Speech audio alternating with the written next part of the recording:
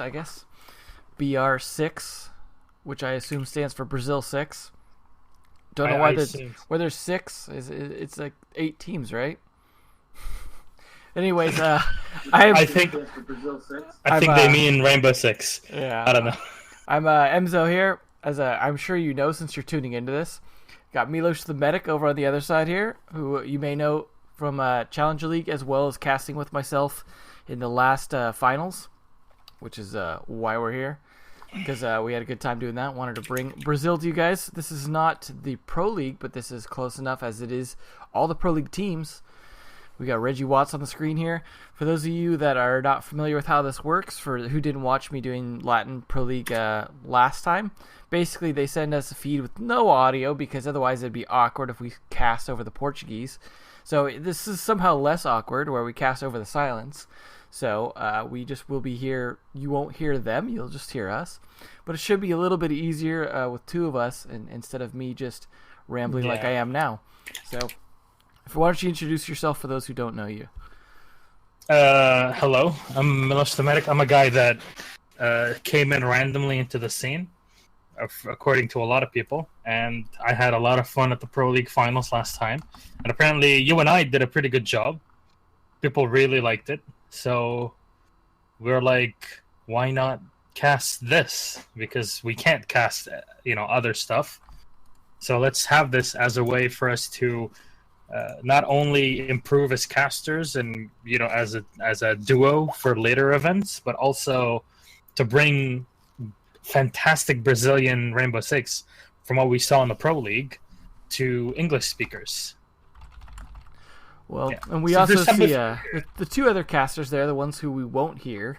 Yeah. Why don't you introduce them? You know them pretty well, right? Yeah. So on your left side is Andrea Meligeni. And to his left is Otavio Cesci, Retala.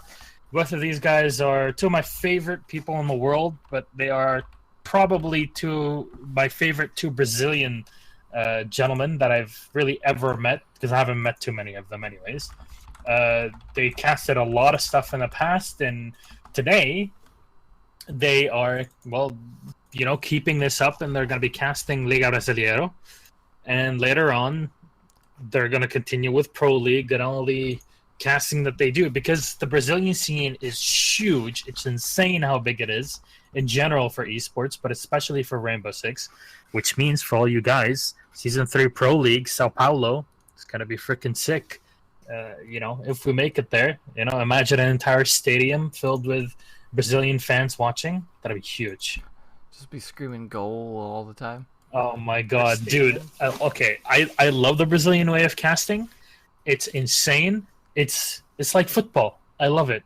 A lot of people like it. Maybe we'll get to do something like that if we actually go insane and inject caffeine into our body directly through the veins. That's what I'm trying to do right now, as this is early in the morning for me. 10 a.m. is for normal people waking up at 4 a.m. or something, I don't know.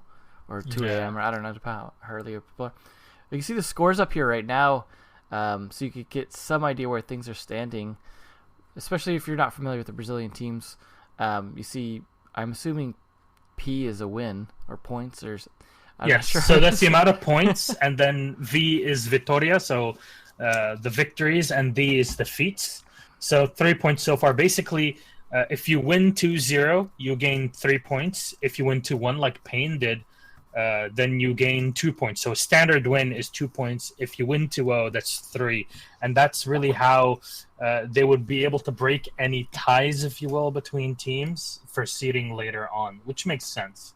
Since this is a multi-week series. And, here's our second group. We're going to be casting all those 4 teams today. We're going to have BD Santos Dex, Merciless versus Operation Kino. Now, of course, the match that stands out, obviously, is BD versus Santos Dex. That's our first game. That's really a match that is worth like a grand final in Brazilian Pro League. Yeah. Well, if you look at the actual Pro League stats so far, essentially the first match, the Black Dragons versus Santos, is essentially the winner's bracket. Merciless versus Kino is more like the loser's bracket in terms of they are basically the Black Dragons and Santos Dexterity have won all of their matches 2-0. against Ints, Pain, Nox, BRK, whereas Merciless and Kino have pretty much lost all their matches against BRK, Nox, Pain, Ints. Although Kino versus Ints was the only one that wasn't a 2-0 against them. So essentially, like I said, this is kind of a winner's bracket and a loser's bracket. But that's not true for this particular tournament, as in BR6 hasn't had enough playdays for that to be the case yet. But in terms of reflecting in Pro League, since these are the same 8 teams, that's kind of where things stand as far as so you know what to expect. It's a good way to start off, especially basing your first season off of. You're like, okay, well, they already all play in Pro League. We want to highlight these top 8 teams, so we create another league. More playdates, more content to be created around these teams. They already produce quite a bit of content, actually, if you look at the Ubisoft Brazil channel on YouTube. But also, this is pretty great because you use that same seeding that you have in Pro League with the ongoing season to actually create this second way of seeing more of these teams. It's like a way to just keep yourself playing better and better. And this is the advantage that Brazilian teams have over the Europeans and the Americans more than anything else, is that they get to play in a studio every single play day. And that it's not something to scoff at. It is absolutely huge, because even casting online right now between me and Devin across the world is something, complicated. On LAN, it gets a lot more stressful, but also it's completely different ways of communicating. And for players, it's exactly the same thing. Not easy at all. And this is why they have such a huge advantage. And I think the gap will start to widen if EU and A don't adapt. And soon, the APAC region, of course. Yeah, it's definitely a nice advantage they have. Not to mention the really cool wall decals that I'm jealous of. Yeah. That sledge and the barricades, things like that. I'm starting to think, like, if you want to be like a pro at this game, just move to Brazil and don't even bother playing any other regions, just because they are so like ahead. Maybe not always in the meta, but in terms of like you said, they've got their LAN environment constantly. They've got like these serious. They live in team houses. Yeah, it's like such a different atmosphere to play in versus playing remotely in like North America or Europe. It's crazy different. I mean, although it's also like these two guys stuck casting everything down there. Yeah, so. I mean, it's good for the casters because they get to get tested every single week multiple times.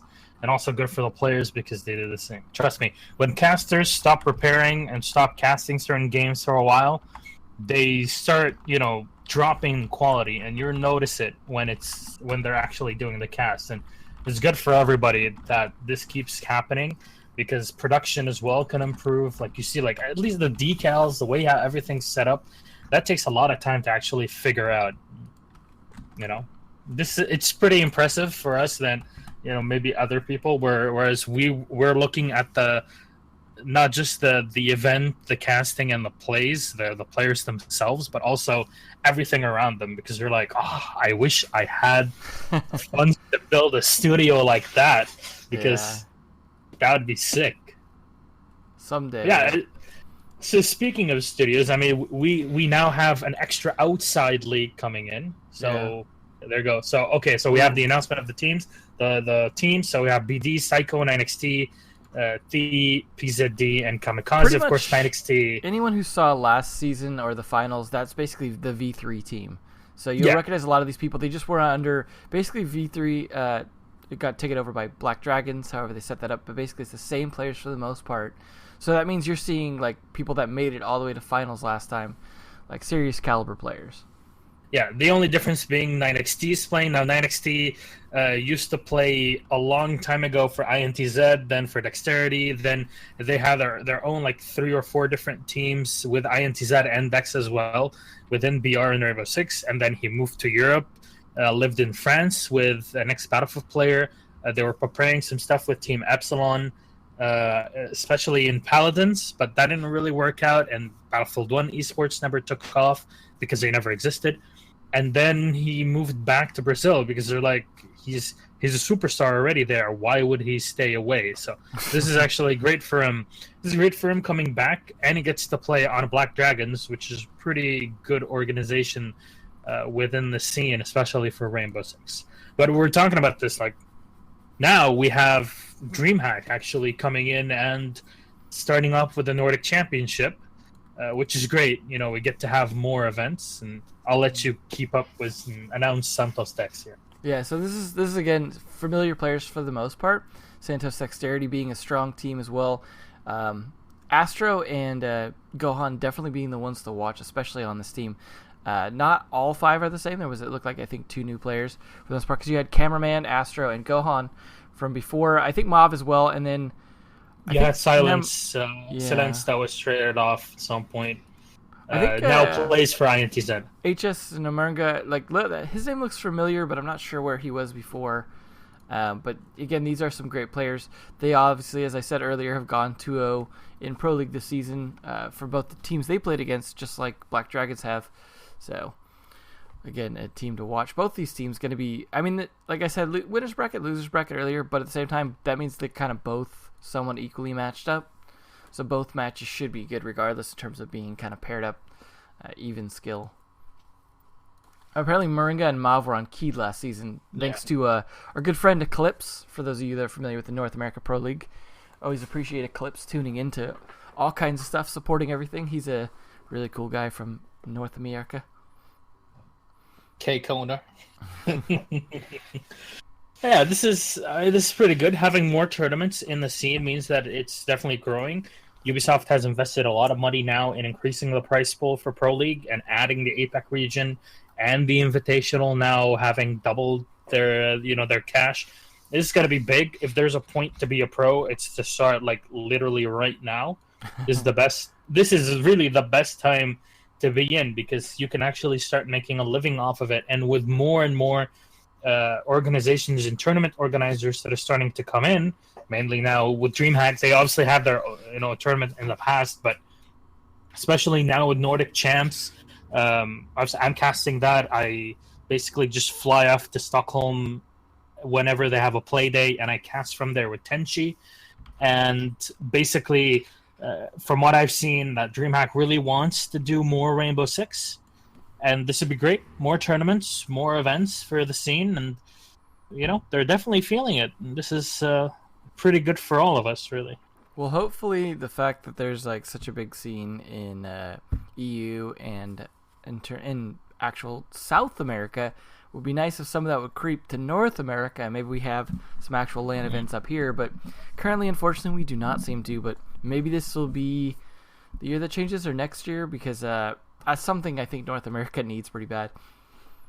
Yeah, it's the EMZO Championship. Yeah, right. The EMZO Invitational. EMZO. We actually have someone that created a tournament for that. So really, I had some tournament ideas I wanted to try, and decided he wanted to try them for me. So there is actually an EMZO Invitational at the moment. So I'll plug that later, but that should be fun. I think this month on the 15th or something. Oh, there's Black Dragon's jacket getting a lot of focus. I can't even see anything. I didn't think I had this. I didn't drink last night, so I don't know. It's either that or I have severe myopia by now. Yeah. Well, watching all this Rainbow Six will do that to you. Oh, is this guy freestyling? Was that a freestyle rap? I don't know. Yo. Yeah. Anyone who's watching the Portuguese stream, you'll have to let us know what he was freestyle rapping about.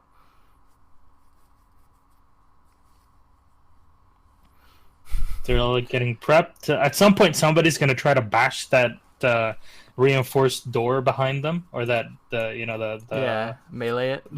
Them just melee. It's like I'm expecting somebody to do something like that, because this is what I love about their production is that they're pretty happy with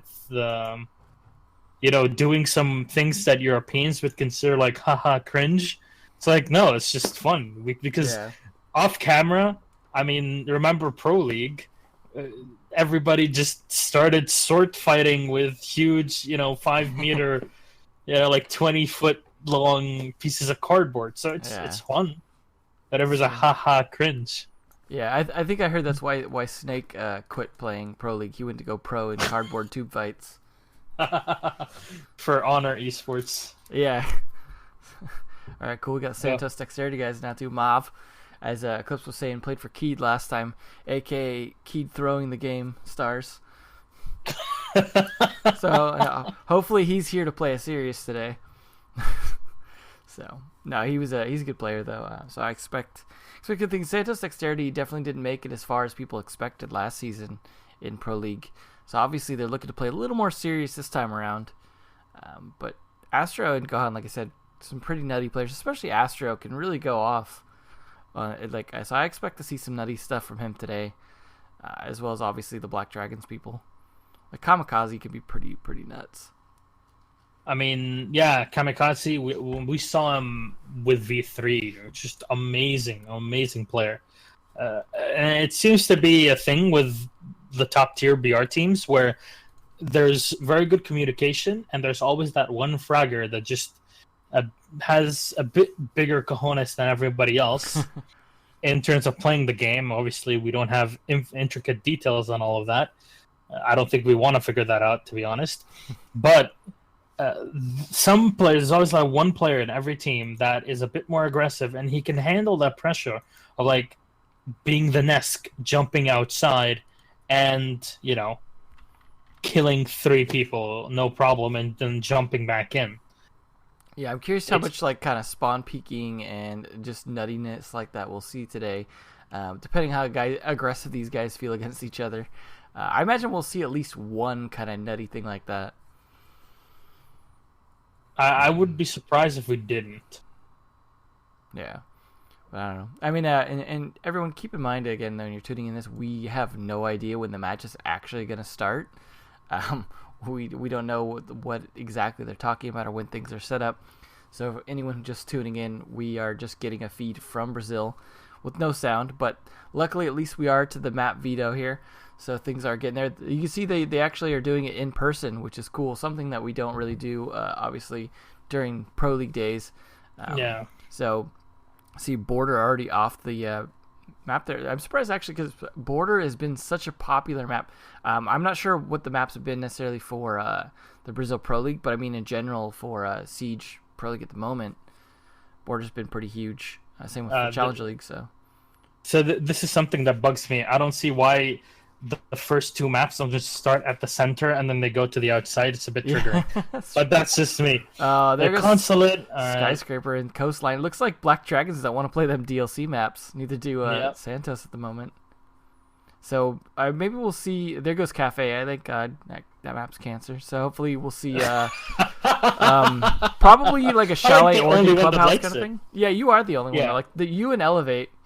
Okay, there we go. So what Casa de... Oh, that means that's university. So yes. Wait, that's a thing there? Universities in the map pool? Wait. Since when is this in the map pool? Well, okay. Well, anyways, I guess we're gonna get Bank Chalet Oregon. So wait, does that mean that Clubhouse is out of their map pool and or was that Clubhouse just under a weird name? I mean, that wasn't seriously University in the map pool instead of Clubhouse, was it? I don't think so. Because that'd be it makes sense that. Well, it would make sense because of the name itself that it would be, that is a sick desk though. Oh my god. But anyways, if that was Clubhouse, I'm glad that was Clubhouse banned anyways, too. Although Bank is a little strange. Like, I'm not always a huge fan of it, but it can lead to some interesting play just because of the roam play can be pretty significant on that map. And like people playing CEO and stuff can get pretty crazy.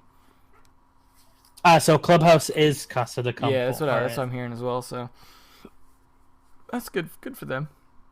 The thing is, it just gets too turtley when you're on the defense. It's just not fun. It's like who can break the defense. Like it's not that fun to watch. Yeah. If you ask me, not that fun to play as well when you're on the attacking end. That's for sure. So, if anything, it's a pretty good decision. But we also end up seeing Chalet, which is not as picked as it was before, obviously with the operator changes within the last 6 months, and we still get to see Bank, which is very underplayed. So, personally, I'm pretty happy to see Bank. Yeah. Brazilians play. I mean, they play Bank, which is already very different than almost everybody around, especially EU. And then not only do they play Bank, but they also play pretty well. It's got to be very interesting to see how they actually tackle this one, because remember Pro League picked from Flipside when they went with the Jackal. I think there's a place for a Jackal on a map like this again. Yeah, I don't know. I mean, I have yet to see a good team play a Jackal on this map, but maybe just shots fired. just kidding. No, but I do hope to see some of those other underused operators played a little bit more, just to see what people do with them, see how they come into play. I mean, as you mentioned, the Jackal, just because like the roamer play on this particular map, I imagine is a big factor. You want to kind of have some idea how you need to clear some of the top floors and stuff like that. So I think it'll be interesting. I think the 3 maps we're going to see, assuming we get to a 3rd map, are all pretty good ones. I think this is a good set of picks. I would like to see one of these matches have a coastline in it, but just because I want to see how the Brazilians are playing it at the moment. You want to always see like what is the meta for the moment on a map like Coastline, but it's always hard to tell. We got some what is this, Kamikaze versus Astro stats here. KD 0, that's a good start. That's what happens when you start with stats early on in this league here. But let's see, Ash Jaeger mains. Wow. Talking about underutilized operators. I've literally never seen Ash Jaeger mains. That's crazy. Well, I say that as someone that plays Ash Jaeger Bandit. When on the off chance that I actually boot up and play, it's always Ash Jaeger Bandit. You're definitely a casual player then. Yeah, actually, that is true. Yeah. I don't know why, but it's my brain is too slow to actually operate in the game. Yeah, you need 4 minutes, easy. Oh my god. That is... Actually, I was having this conversation, I think, with Shata. And it's like... Well, everybody complains about matchmaking. Now, why do you still play it? Is it only because it's 3 minutes instead of 4? Which actually would make a lot of sense. It's like, yeah kinda. It actually makes sense. Yeah. That's always fun. Kamikaze stole my hair. No, Monk. I actually cut my hair. This means that Monk didn't watch the Nordic Championship, or otherwise he would have seen that I actually did cut my hair. That's why he would have watched it. Wow, okay, we're ready to get in the match here. Speaking of Jackal, here we go. We're going to see Jackal pick. No, alright. Yeah, not a serious pick. Nice try. Yeah. Well, obviously they're going to be starting down in the basement first, right? No surprise here. But they are playing with an Echo and no smoke. So this is definitely a little bit different than the current meta that we're used to seeing. We will see some teams run an Echo and a smoke down here. And I actually saw some really great play from that. I believe it was Challenger League for NA last Thursday, where the Echo was playing a really aggressive drone upstairs, using it to help the roamers up there. And it was actually really great play because he was really coordinated with stunning drunking people like right before like the Jaeger or Bandit would peek and things like that. Like who was it? It's on the tip of my brain. Benji and Nine. For anyone who's familiar with them, it was a really good duo, and it was great Echo play. But I'm surprised to see no smoke here. But then again, the Brazilians are playing this a bit differently. But we'll see. I'm surprised there's no Caveira, to be honest, especially since it really is a bit surprising because they do like to set her up on the actual staircase leading down into the basement with a spas, and it can do a lot of damage with that roaming. Yeah. Should be interesting. But speaking of roaming, Astro playing it pretty heavy here. You saw that pre-fire out the back door just in case, and playing aggressively up towards the lobby side. Should be interesting to see whether or not he's able to get any picks. Whether or not Kamikaze is going to see those little footsteps prancing about. I don't know. Hopefully this Jackal will come into play. Obviously he's got the visor on when he needs it. I mean, there's not a lot of downside to keeping the visor on, which is a interesting choice design-wise. I mean, there really isn't, other than a bit more saturation, to be honest. But that really is about it. Yeah, should be good here. So they're starting their moving around the drones, just trying to get them into, a better spot. And now he's going to be identifying the Jaeger for just a bit. So it's very important to take down those roamers first before getting onto the site. But the Jaeger has realized what's going on and just backs off. And, even there, Astro is running with a hollow, so he's expecting to play extremely aggressively, even for a Jaeger. Yeah, we already got the Echo drone hanging out upstairs like I was talking about earlier. Curious to see if they're actually going to like move this around or they're just going to keep it in a static position, because like you can play very aggressive with that drone if you're able to dodge getting it shot. You only get one though, which is different than a lot of the other operators with drones, even Twitch with 2 shocks. Yeah, so you lose it, and you basically your entire ability is just gone. You're useless at that point. But here we go, 9XT doing what Blackbeard does, and he gets the kill on a Namaringa. Oh, and a nice refrag actually. Astro getting pretty aggressive in the main stairway, and he takes down 9XT. No more Blackbeard. Exchanged off for the Bandit. That's a pretty good exchange for defense, to be honest. With now both their roamers, their Jaeger and the Foul, still alive, and Astro getting pretty aggressive here as he moves up the staircase. Remember, the Doc and the Echo are still alive and very well on the site, so that's really what they need to keep alive with no smoke in the round. Ooh, nicely done from Astro. That's the aggressive play we expect from him. Dropping that diffuser down is definitely good, although it's in a spot where they can get it easily if they're able to retake server. But Astro ain't going to make that easy for him, especially with the help from Doc there. Kamikaze, though, peeks in, gets 1 kill, 2 kills, but can't get the third one here as Astro is already peeking down. The Fuser is down on the ground, and PZD wants to get aggro, but unfortunately there is not enough time, and this is basically push last 20 seconds and see maybe we can win. And that does not work. And time management on especially basement defense on Bank is not easy at all. Yeah. So that was a good start there for Santos Dexterity, especially with some aggressive play from the Astra on Jaeger. Unfortunately, there's no game sound at the moment, so I do know that, and I've let the Brazilian production crew know. It's up to them to send me the game audio. Nothing I can do about it, sadly, as I am not really controlling this or anything like that. It is just a feed straight from Brazil without sound outside of the game normally. Unfortunately, sometimes that means they don't have the sound working inside the game, so I let them know. Hopefully, we'll get that for the at least one of these future rounds here.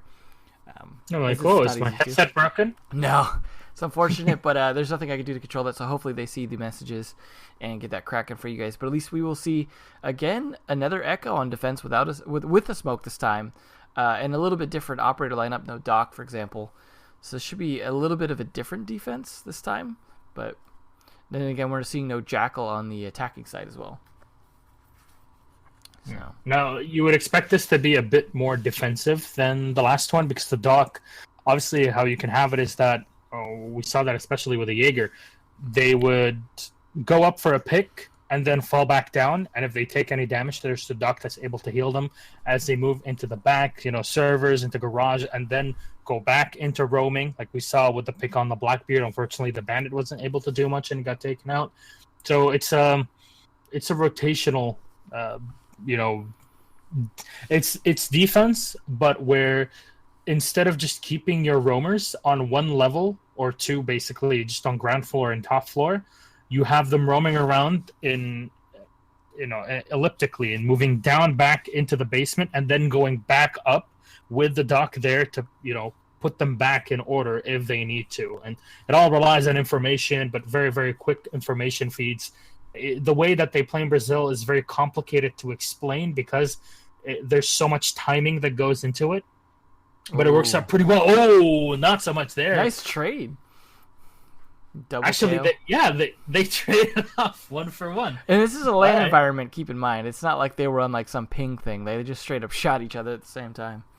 Yeah, the headshot definitely saved them up there. And, well, Kamikaze set right behind here. Nice flash comes in, pushes him back for just a sec.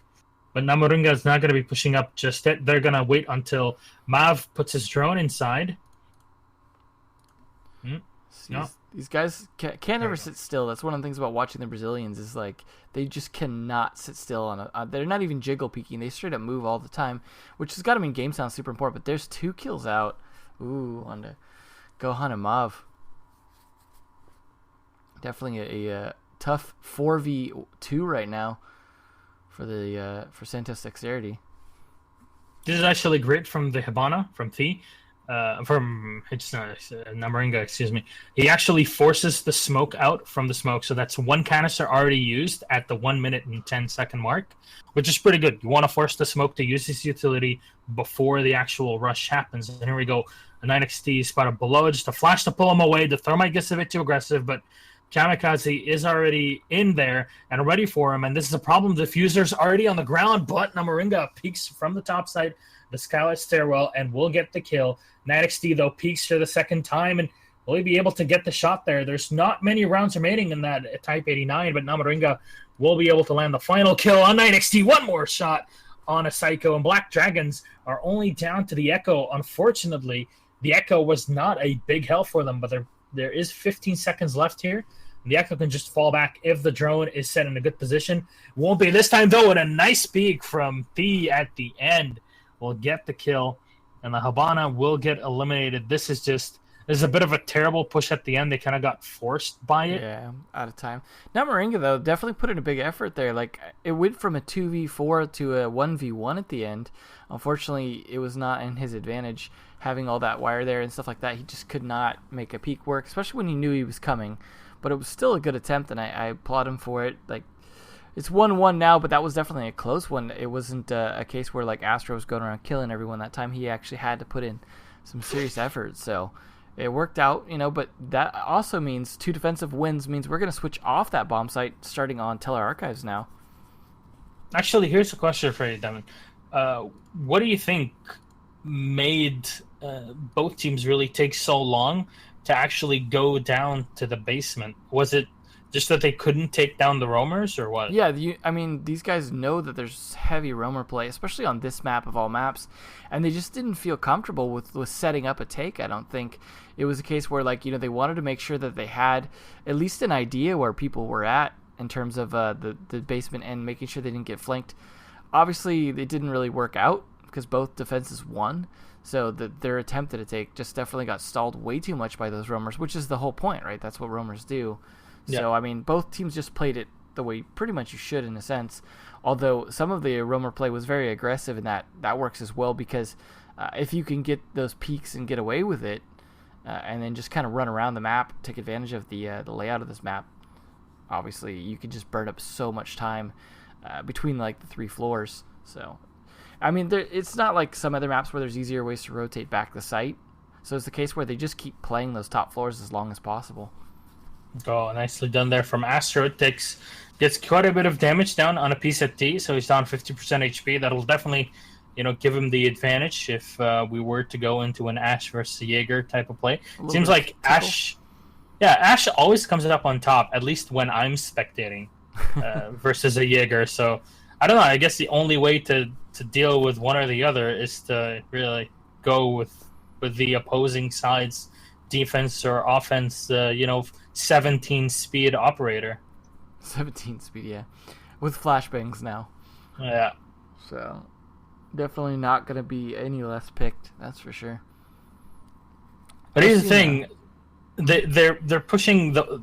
I didn't see why the Blackbeard would be droning there, personally.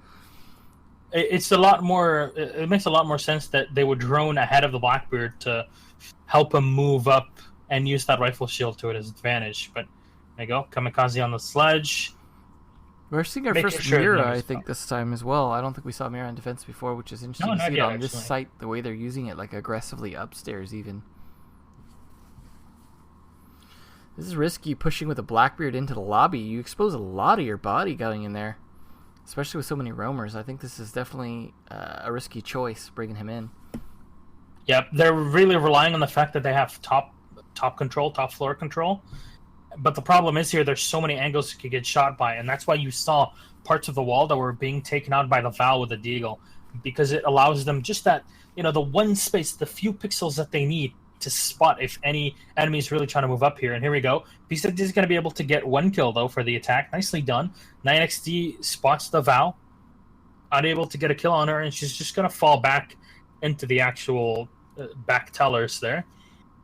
Now Namoringa will get a refrag on a Psycho. Nicely done from Kamikaze. He takes down Astra from Dexterity. They leave only 3 alive versus the 4 on the attack, but that's the Doc, the Bandit, and the Mira. That is a lot of close range damage potential. The Sledge is dropped but not killed as the Bandit's on 60% HP.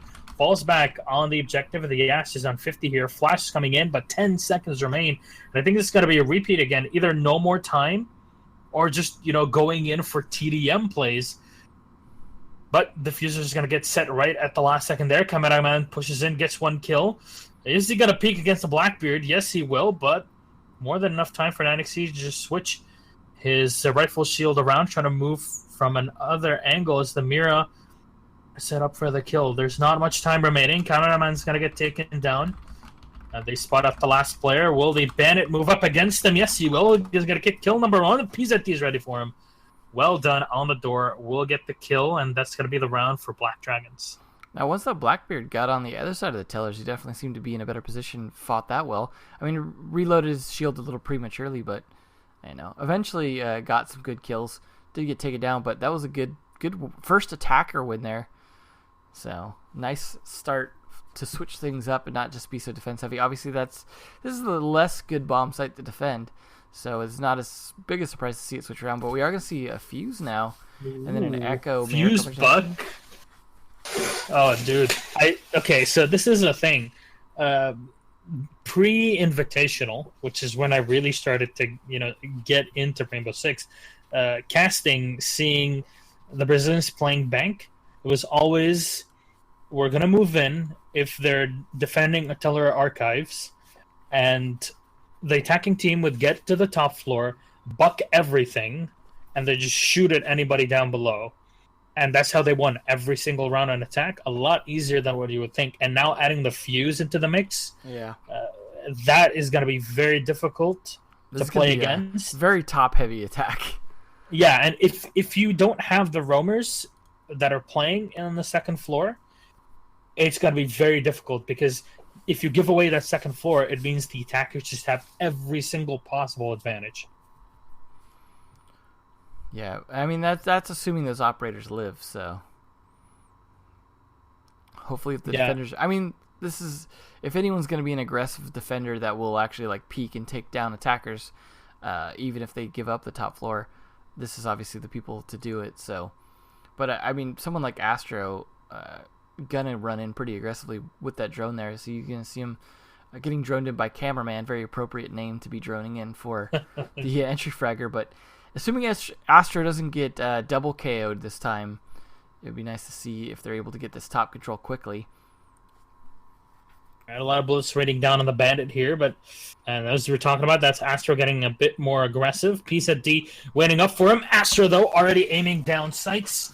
Will be able to get the advantage and get the first frag here on PZD. Eliminates one of the roamers, but there's still the Val and the Jaeger. And I'm not sure what BD's reaction is going to be. Are they going to fall back and be a lot more defensive? Because if they do that, that is exactly what Dex want them to do, really. Yeah, so far, Dex at the advantage, man advantage, up by 1. Taking down the Bandit, and that's going to be one of their more flexible defenders on a roam. So this is a good start for them. They're already just slaughtering the floor. Not sure if we've seen any cluster charges yet, as we don't have game sound, but hopefully Namoringa is just going to start raining down terror. Oh, shots coming up at him, though. He's going to have to be careful. That's where you got to coordinate with the buck, right, to make sure you do it right. Nice kill, though, from Gohan. Sure, opening up even the side by using those breaching charges on the Twitch. Oh, here we go. This is exactly what they want. Distract the defending team, have them focus so much on the top floor that you can just send in an Ash and do as Ash does and get the last couple of kills remaining.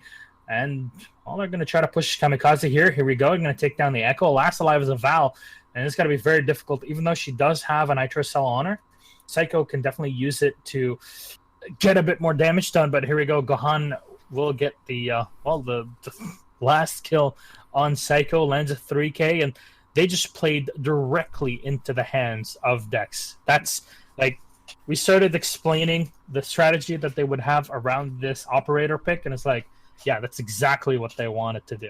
Yeah, I mean, I like what you said about the way they took the top floor, but then they sent Gohan in underneath. Obviously, you got to be careful not to like cluster charge him or accidentally buck him from above. But in that case, like he just kind of went down and just started slaughtering everyone who was kind of already shifted out of position from the attacks from above.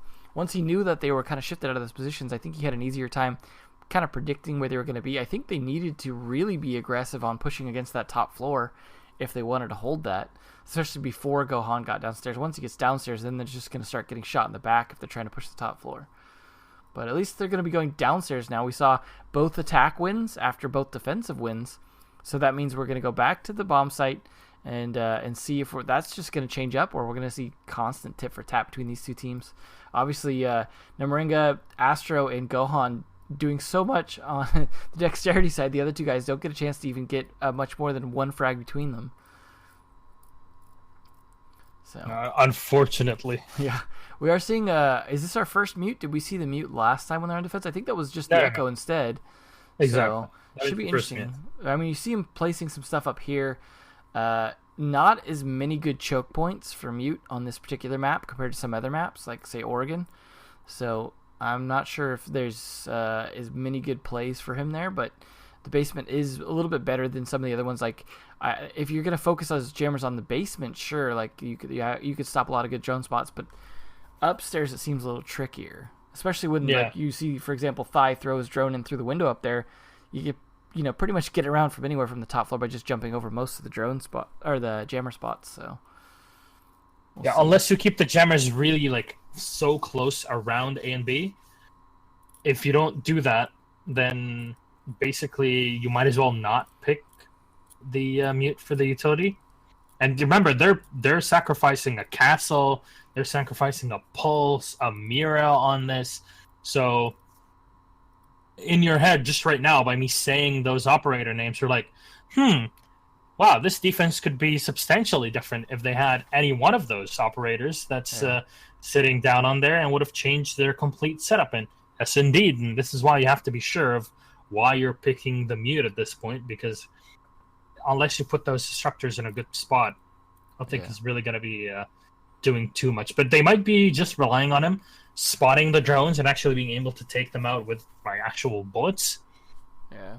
Well, they are bringing a smoke this time, at least, because they switched off the Echo. They also brought a smoke instead to be able to hold that up. So we'll see if that factors in. Obviously, they won last time, so it's in a way surprising to see them change their lineup, because obviously it worked before, but some of that was due to just Astro playing very aggressive on that Jaeger.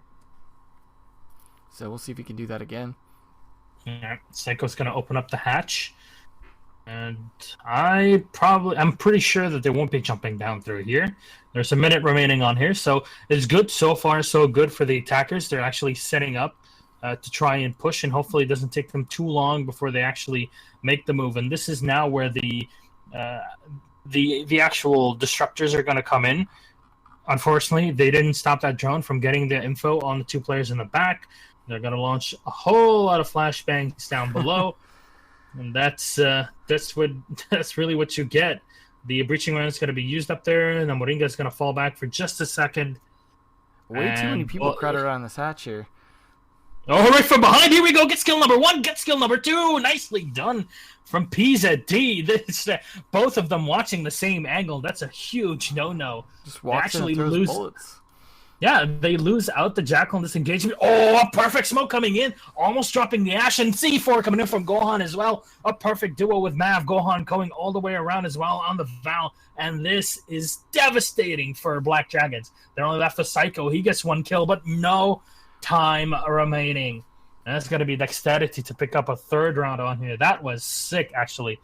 They lose out the 2 players, but between the smoke that was coming in, because they already did a lot of damage on the Blackbeard and the Ash, the smoke canister that came in, the C4 after it to make sure everybody's dead, and then Gohan getting aggro and getting that final kill to stop anybody from actually getting on the diffuser at that last second. That's pretty sick. Yeah, and that's the first attack win down for downstairs. Or no, it was defensive win again. Sorry. So that's the next defensive win. So that means they're going to have to go back up to the tellers that they couldn't win previously next time. So curious to see if they're going to be able to change that up. I mean, they changed their lineup for the downstairs, but still won it. And then now the question is, can Black Dragons do the same thing? Are we just going to constantly see it back and forth into the 4-4 overtime, or is Santos Dexterity going to be able to actually win this attack round and change things up a bit? We'll see. Well, let's see what they're actually pulling up here on the attack. There's the Habana, the Sludge, the Ash, the Twitch, and the Thermite. I haven't really seen the Thermite being that much of a help, if you will, when playing on Bank. I think, personally, I would like to see more Buck, even on here, compared to the others, because it does allow you to create those openings that you'd want, because it's taking so long for the teams to actually get to the lower side. They spend so much time trying to take down the roamers that they kind of forget that, oh guys, hey, we're not playing TDM here. It's TDM dash bomb. Well, I think we kind of need to do the bomb bit. That's kind of the point too of bringing the Jackal, is like once you got someone on ping, then you kind of at least know where they're at, so you can like potentially ignore them. If as long as you like push right after you get the ping, for example, and see, okay, they're 2 floors above us, we can just keep kind of rely on that ping a little bit. But already a kill coming out there aggressively from the Jaeger onto the Ash. Gohan, we saw last time what he did when they were pushing the top floor, so that's a good pick there. Obviously, Astro would be a good pick as well, so we'll see if they can actually aggressively stop him. But they have an Echo and a Smoke. So again, we're talking about them changing up between those 2 operators and whether or not this is the first time we're seeing both brought. But as you said, the Thermite doing his thing. Yeah, and there we go. The Flash coming in, but he accidentally flashes himself. We've all been there in many, many games, that's for sure. Second Flash is going to come out to try to push back. The Valkyrie Psycho is set up. Oh, this is so close, though. It's like dodging the C4 takes a lot of damage, though, and he has nobody to help him out in this. Cameraman's getting pretty ballsy here, and they can just peek and take him out instantly, but they're so afraid of the backup that he's got behind him. Unfortunately for the defense, there really wasn't much that's protecting him from the back, and Astro's going to land a kill here on a P50 within all the commotion. His cameraman just falls back and sets himself in a better position on top of the hatch to defend that plant. Well, it's definitely more of an old school plant here. Kind of the classic meta we're used to seeing with that Thermite. There you go. Thermite's doing the damage, and they left the last shot with the Habana Dexterity on map point. Well, that really changes things up. Then 4-2 and winning the first attack round downstairs. Looking good for Santos this time. Feels bad for Black Dragons. By the way, for people that are just tuning in and they're like, what is this? Well, this is Liga Brasileiro. This is an exclusive Brazil league outside of Pro League. Now, the seeding for this first season is done via the standings of the Pro League so far. However, this is basically another tournament that is only open for the Brazilian teams, or Brazilian players, if you will. So no other players from Latin America, like where Pro League is inclusive to all Latin American teams. This is not. So this is very good for the scene. Again, Brazilian scene basically dominating everything in Latin America and really dominating almost everything else. Almost, let's say that. But this is good for the scene. This is more content to be built on top of such a great scene. And this is good for everybody because, well, you basically have Siege every single day of the week. How cool is that? It's pretty That nutty. way you'll never forget. Yeah, never forget. You'll never forget about us. Yeah. Oh, Astros. I'm going to try and take a little spawn peek there just for fun. That's the thing. It's like, is there anywhere safe to spawn when Astro's playing on defense? No. There really is not. And especially now when they're on map point, it's like we're 2 points away. I can get a bit more ballsy in here, and I'm not sure why Gohan actually stood out. Was that? I don't know what the reason of that is. Yeah, maybe. Actually, yeah. That definitely looked like bait. The way he's just like, come on, I'm gonna get marked, and then I'm gonna go back in. Like that didn't look like there was any other point to that, but you never know. These are mind games, so yeah, we don't really talk about mind games yet. But I think this is gonna be going into the future of Rainbow Six. Mind games are gonna be a big part once all the teams really acclimatized to everything around different maps, different operators, and playstyles, etc. And there, it becomes about how deep can you dig into your opponent's mind and really mess them up. It's a big part of a lot of the top tier competitive games, especially like with StarCraft, etc. Oh, But I think this would be a thing here. I like how Jackal scans and gets Bandit right before he gets a kill on one of his teammates. So it's like, oh, feels bad that you didn't ping him earlier. Onto the Blackbeard especially. It's actually looking pretty good for Santos to trying to be able to close this out already. Being one man up on this defense and only minute 30 left. It's like, especially with them still kind of fighting over top control, trying to push their way down to that middle floor. Just now catching cameras as well. They're going to need that push going because we've seen how many times they've been pushing at the last second. There we go. Jackal as well getting taken down by Namoringa, but a nice refrag from Psycho. It's going to get the kill on a cameraman. And that's the mirror eliminated, so a lot of close range damage taken down, but Namoringa again on a Psycho. He's just insane on the Bandit, and this leaves only the Ash and the Thermite alive, and that's not a lot really to play off of. They're more of a utility to the team than actual anchors to your attack. And this leaves the Thermite on his own. I think this is the nail in the coffin for this map here. As pushes in. Oh, no. What? That was a good recovery on an almost failed drop shot. Yeah, he's got to find 3, though. So, speaking of getting dropped, it's not looking good. Astro going to push him. Well, that's GG then for Santos taking it home on map number 1 already. I think that might have actually been Black Dragon's map as well, if the sides are the same as they were during the pick. I'm not sure if you recall or not. Yeah, I believe the attacking side got this. So this was a first pick for BD. Yes. So that means then Santos going into their map, not looking great for Black Dragons here. No, we have sound. Oh, there we go. Is that break sound though? At least that's something. Oh, here we go. I think they did hear. Cool. So, yeah. Okay. Cool. They did hear me finally.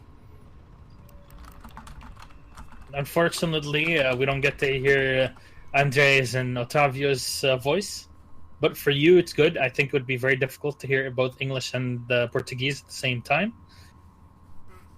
But yeah, that was actually pretty interesting. I didn't expect Dexterity to adapt so quickly to BD's playstyle.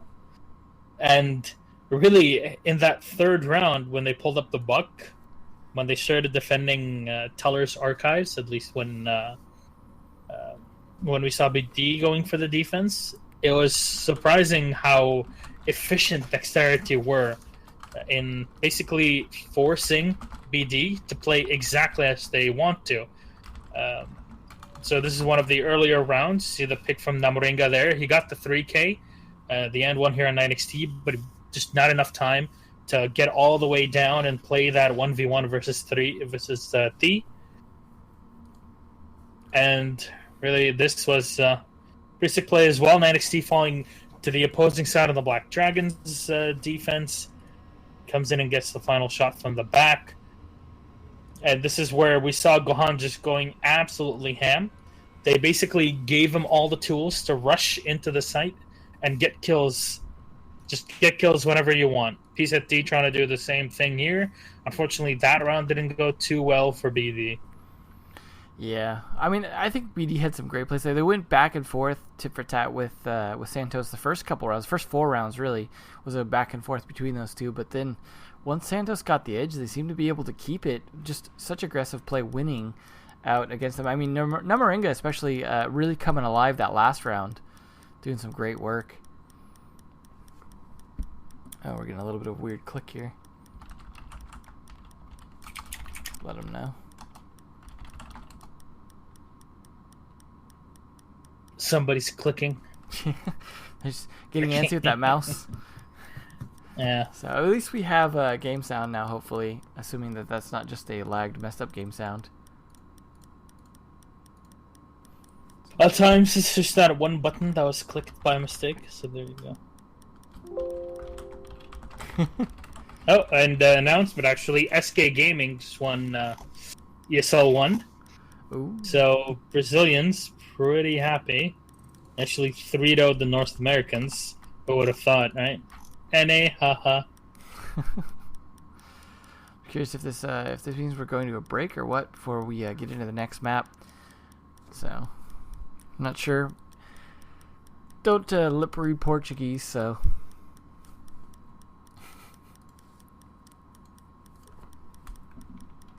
We'll see, but definitely is looking good for Santos Dexterity today. I saw, we didn't see, I think, as much as we were hoping from them last season. So I'm hoping this is a season where we really see them like come up hardcore. But who knows?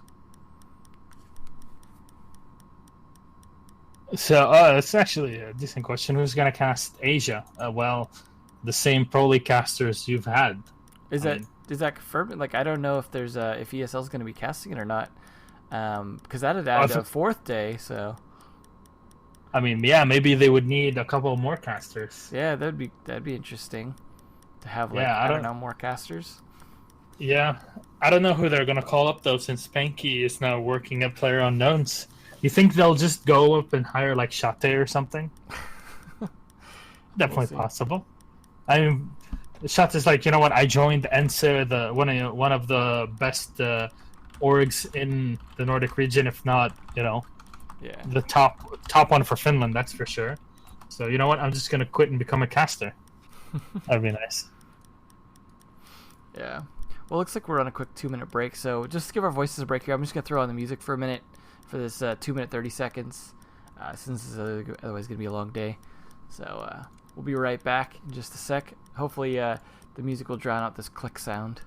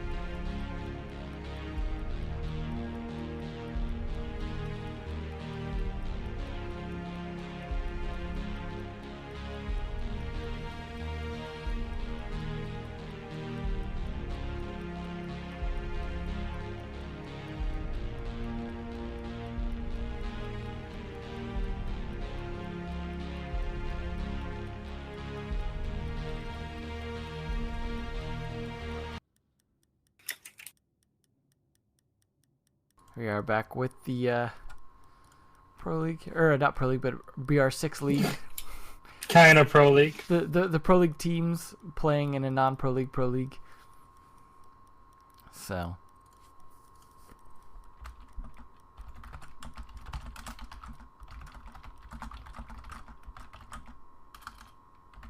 Well, hopefully this mouse click sound can get fixed here. I did let him know about it, but there we go. I think it's fixed now. Perfect. Awesome. I'll get the sound back on now. I know the Brazilian production guys are probably a little more concerned with their side of things than the feed, but thankfully they are responsive and trying to get stuff fixed for us audio-wise. Yeah, it's good to have that for once. No shots fired anywhere. Shots just fired into a hill, I guess. So, let's see how this second map goes. I believe we're going to be walking into... Which map again was it, the second one? Why do we always forget that? I think it was Chalet? No, Chalet's Chalet's the cider. Then it must be Oregon? Yes. Good old oregano. Never seen that map, to be honest. Definitely he's never played by any team ever. Yeah. It's a bit of an oddity. I don't know why. I don't know why pros hate Oregon so much. I mean, it's not like we get to see too much of it, or much of it at all. Very rarely do we get to hang out in Oregon, which is not far away from California. Right, there should be an NA LAN in Oregon just for that. Actually, I mean, it would make sense to host something in California because there's quite a few things, quite a few places that can host it. Yeah, it's a lot closer for you, so it'd be a lot easier. This time I can handle the million-hour flight. So the jet lag and. At least I would have to handle the crossing into the U.S. border, which apparently isn't that fun of an experience that, anywhere really, LAX or JFK. Speaking of California, here we go. Oregon on now. There we go. Game sound and everything. All right, this should be good. Hopefully people will stay tuned in this time now that you can actually hear the game. Yeah, you hear that, people? Come in and watch. We actually have in-game sound. So, yeah, tell your friends. Tell your friends. That'll always be good.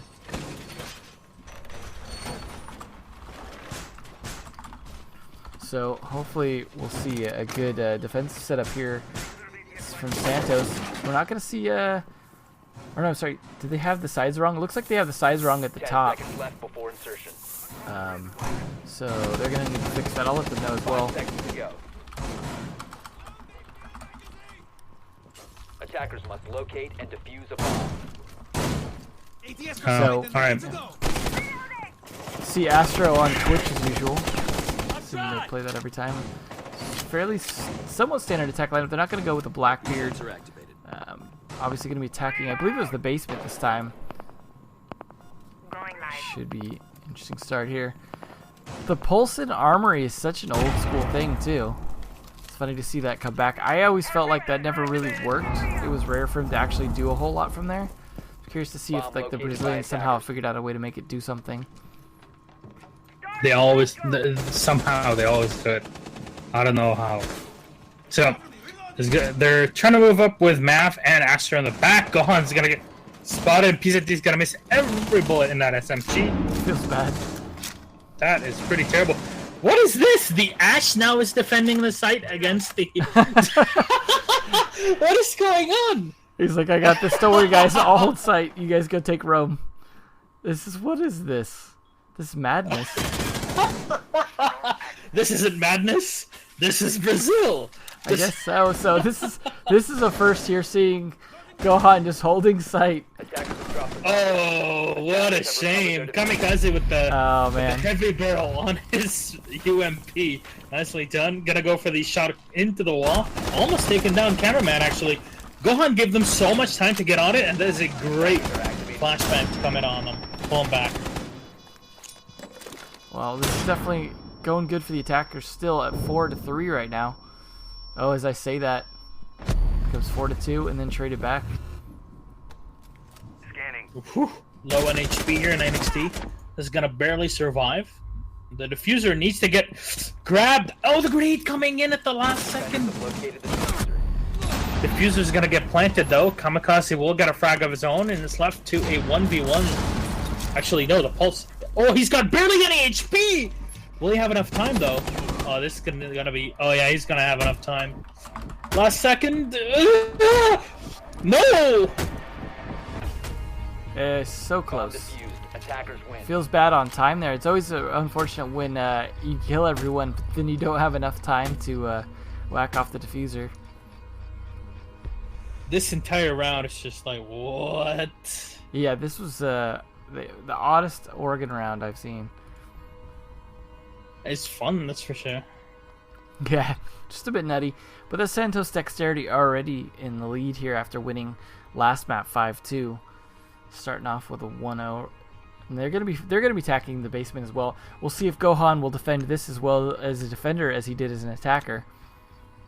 Attackers need to locate and defuse bombs. Let's see if he can get down there. He's gonna be playing a less aggressive role potentially, although it wouldn't surprise me to see him still playing an aggressive mirror there. Yeah, we're bringing out that mute as we were talking about earlier, like on Bank, it being a little more effective, I think, on Oregon. So not a huge surprise to see it here, but should be interesting. Interesting the way Gohan's opening up that wall right there too, using this utility shotgun just kind of all over the map, trying to figure out where they want those angles. 10 seconds left. Some late reinforcements 5 here, seconds but left. should be fine, right? Brazilians don't play aggressive. You could set up late. Attackers' it's not objective is to locate a bomb. It's not like they're gonna just rush in and, you know, Kill sit everyone. right behind the mirror wall, you know, where they shouldn't be. Never happens. Yeah, they're definitely late in getting this defense set up. I mean, this is seeming like it's taking a while. Maybe they know it won't be as aggressive as an attack, but still surprising to see them taking this long. But this is the first defensive round. Maybe they're just getting their feet wet. I've never seen them droning the top floor already, though. They'll take control of that quick. Oh, he's gonna peek. Oh, just a second there. The Bandit taking so much damage from 9XT. They're just gonna have to, well, both fall back. Namaringa can't really get too aggressive at this point. I'm sure he's still gonna try. Oh yeah, that's for sure. Though 9XT hanging right outside of the bedroom here, and I don't think he's gonna be doing too much. Just waiting for his teammates to walk in, and here we go. Kamikaze is gonna move in. Just checking out. The buck on attack here for this particular bomb site. Not sure if that was like they were planning on attacking dorms or just that's how they play it, but it looks more like a lineup like for attacking dorms. So maybe they were predicting Black Dragons to be playing downstairs. Or, I mean, not downstairs, but in the dorms instead of downstairs. So they didn't actually spot the bomb sites in the beginning? Well, no, I mean like after they pick the operators, because their lineup looks like an attack. I mean, it looks like an attack for attacking dorms specifically. So, but don't you think that they're taking a bit too much time? But even going to the top floor and checking things out. I mean, maybe they're afraid of a quick attack against them after spotting this is Santos, right? You know, with Namaringa and Astro playing such aggressive defenders. I guess I can't blame them for being thorough here and making sure that they clear this out. But it is taking them quite a bit of time. Already down to just a minute here, and they haven't even opened lobby hatch yet. It's not looking great. Namaringa still low on HP. Is gonna have to fall back here, trying to pull a cheeky, aggressive play through the top stairs. Won't be able to do so. 9XT is just gonna open up the top hatch finally. 30 seconds left. Not looking great. Oh, and another kill. Even with the Bandit low on HP, Namaringa will still get the kill. But 2 kills in a row coming in from Mav as he changed up to the 870. NXT will finally be able to take one, though. Astro with a refrag. This is very bad when refrags are happening this bad. And it's down to 1 versus 3. Not going to be good at all for Santos Dexterity. Or for Black. BD. Yeah, definitely, like, they just took too long. Namaringa was really playing them hard. And by the time they got down to sight, it was like, good luck with the one guy left at that point. Astro even getting a quick 2K at the end there. This just took so long.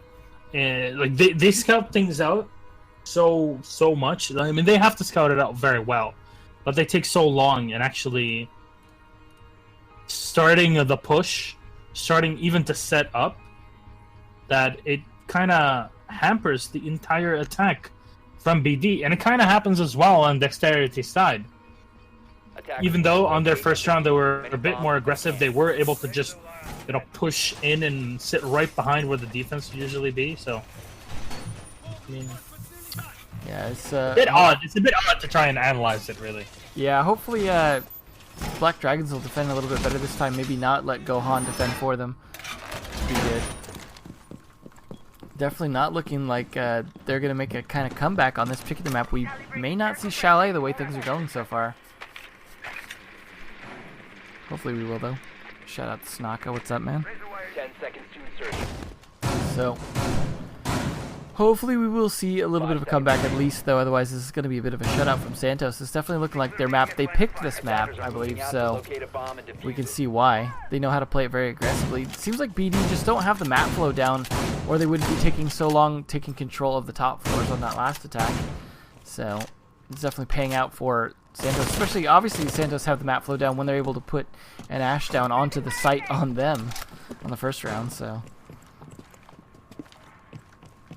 we'll see here. Alright. So Gohan's going to get pretty aggressive here on the Ash, getting all the way up top.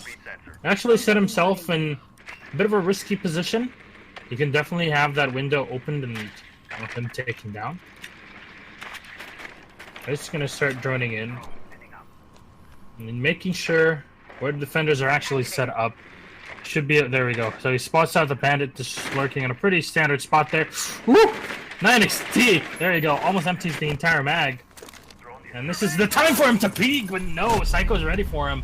Nice try, though. Kind of realized where he was at the end there, and just moving down those couple of inches and breaking the window, more than enough information for the Valkyrie to know where he's at. Yeah, definitely working out in the defender's favor again, or for a moment there, but still, it's a 4v4 right now, so still could go either way, although so far everything's gone Black Dragon's way, and there's the start of it doing so right now. Now, Moringa has been a really good player today. He really always is in my books, but today he's especially definitely there's showing. A second kill for him this round already. There we go, leaves the defense only up with the Mira and the Jaeger, and from behind's going to be the Jaeger as 9XT rushes in and gets the kill. Trying to just get things in equilibrium before they get on that A site. Mira aggressively peeking, T will get 2 kills. Nice. And now the advantage is definitely in the BD side. But it's Moringa. He can do it, right? Yep, we all hope so. At least that'll be clutch. highlight. He's still got to get the diffuser, though. 50 seconds left, though. That's a lot more time than even Black Dragons had on their attack, so... Oh, they know where he's at now. Open the hatch. The C4 can even be thrown in, and here we go! D with the C4 blows him sky high. No Thatcher EMP can save you from that one. And this is going to be... To be fair, you actually can. If you EMP it just right, you can actually kill C4s midair. Midair. Yeah, it's possible. You just don't see anyone trying it. Well, now Moringa's good, but he's not that good then. Yeah, so that is BD's first round win, though. Feels good to at least win one so far. So Moringa tried to clutch it out entirely as Thatcher with 2 kills that round in a row. But I think this is going to be our first Storm's defense, though. So this should be interesting to see how they play this different. I'll be curious to see if someone on Dexterity is going to play all the way down in the basement. Just because they're such aggressive roamers, they want to force Black Dragons to clear everything. Once they're done setting up, maybe. Hard to tell. Looks like they could definitely get down there and play like aggressive Astro or something like that back and forth across the basement. But hard to say. It looks like they're... I mean, obviously, I'm assuming the casters are talking about the basement as well, considering how much they're showing 10 it. seconds remaining. No, they're probably talking about the Font energy drink. Oh. There you go. So, but yeah, Moving out to locate they're setting up here with a Valkyrie. It's a decent spot on those Val cams. a creepy bunk bed spot to watch people sleep. Yeah, if you didn't know, Valkyrie is a creeper. Oh, for sure. That darn caliber-based destruction can be a pain sometimes, especially with Bandit. Trying to open holes in walls can take like a whole clip. Yeah. Oh, it's a magazine. Come on. A magazine. A magazine's something you read, not something you shoot. I don't think you've ever been to Texas, have you? Try and avoid it. I don't have a gun, so. So there we go. Kamikaze is going to try to move up. And well, it's going to get spotted by Namaringa because all he needs is just that. This is why the mirror is actually angled this way because you can see so much without overexposing yourself, and Kamikaze will be able to get the frag. They didn't shoot out the edges of the window though, like they should have probably, just to give them some extra view. But hey, it's still working fine for them. Astro with another pickup there. Now PZD is going to get spotted as well. He's going to start moving around the this defensive bunker, if you will. He gets the kill on a Mav, and both the smoke and the mirror down, especially that smoke down, with a minute 35 to go. Not good at all. More damage done onto Namaringa. He's got to fall back here. PZD just waiting around for him as he moves into the bathroom stage. Look like it's working out here for Black Dragons being the man advantage, taking out the smoke as well as the mirror. Astro will get the kill on a Psycho, so nicely done. This is the defense are actually trying to equalize it because all that's left is the Blackbeard, and the Thermite. And here we go. Ash runs in, gets the kill. It's going to drop Gohan. No more Valkyrie now. Only the Bandit and the Jaeger are alive, and you know that is pretty good if you want to get these final stage frags. But no, not enough. We'll get the refrag all the way on the other end of the tower. You really don't expect two people to be there and watching each other's back, really. As Namaringa on the clutch attempt again. Oh, he gives away his position now. This is great, though. He drops the Blackbeard, sprays it, and he's gonna go down! Namaringa, are you kidding me? Gohan cannot even believe it. And Infuser's gonna get, well, really bashed to death. So that was 6 spray through. There's only one spot to be in at that point, with a couple bullets already being sprayed in. Thea had the perfect spot to just, you know what? This is destruction. We're not playing Call of Duty here. We're playing Rainbow Six. I can shoot you through this wall, and you will take damage and die. And that's exactly what he did. Beautiful play from Namaringa. We were talking about him being, you know, so good today. I think so far he is the MVP. At least this time the clutch attempt worked. He was in a better position to do so. He actually used all the reinforced wall there to his own advantage. Obviously the defender should have set that up, but usually you see that wall maybe not as reinforced as that, but it worked out. Oh, the cap can troll there from Kamikaze. Almost. So close. So, I mean, this is definitely looking really good for Santos. Last time on Bank, we saw them go back and forth in 4 rounds. We're not seeing that so much on this map here. Santos very strong here. This is their first time attacking the top floor. What's funny is I thought they were setting up, so when they brought that one lineup for their first attack on the basement, it looked like they were setting up for a top floor take. Whereas now that they actually are doing a top floor take and they know they are, they're set up differently. So I'm not sure. Like, I mean, I don't know necessarily why you'd bring a buck for a basement take, but I don't know. I mean, I guess this is their top floor when they bring in the Blackbeard this time. Which says to me they could be going for either the A window or the B window with that Blackbeard, but whichever one we see him put on will probably be most likely where they're going to plant from. It's probably just a mind game. You're like, well, we don't know where you're going to be, or, you know, we know you're going to be defending we know we're going to be defending the basement, so we're going to pick a buck, which doesn't make sense for the team that's defending the basement, but they don't know that we know that they're defending the basement, but we just picked the buck anyways. Well, to be fair, Gohan was defending the basement that round as Ash. Yeah. Yeah, it doesn't make sense. Like, yeah, defending the basement is Ash. That was the first round. Go back and watch that. Interesting if Namaringa could actually make this work here from the meeting hall, if he can get this kill onto a 9x or PZD, if they actually rotate into that hole. Nope. I haven't really seen necessarily where they're going to go for that plant yet. They've got a Thermite with the diffuser, which usually suggests a master bedroom take, especially with him over on the street side.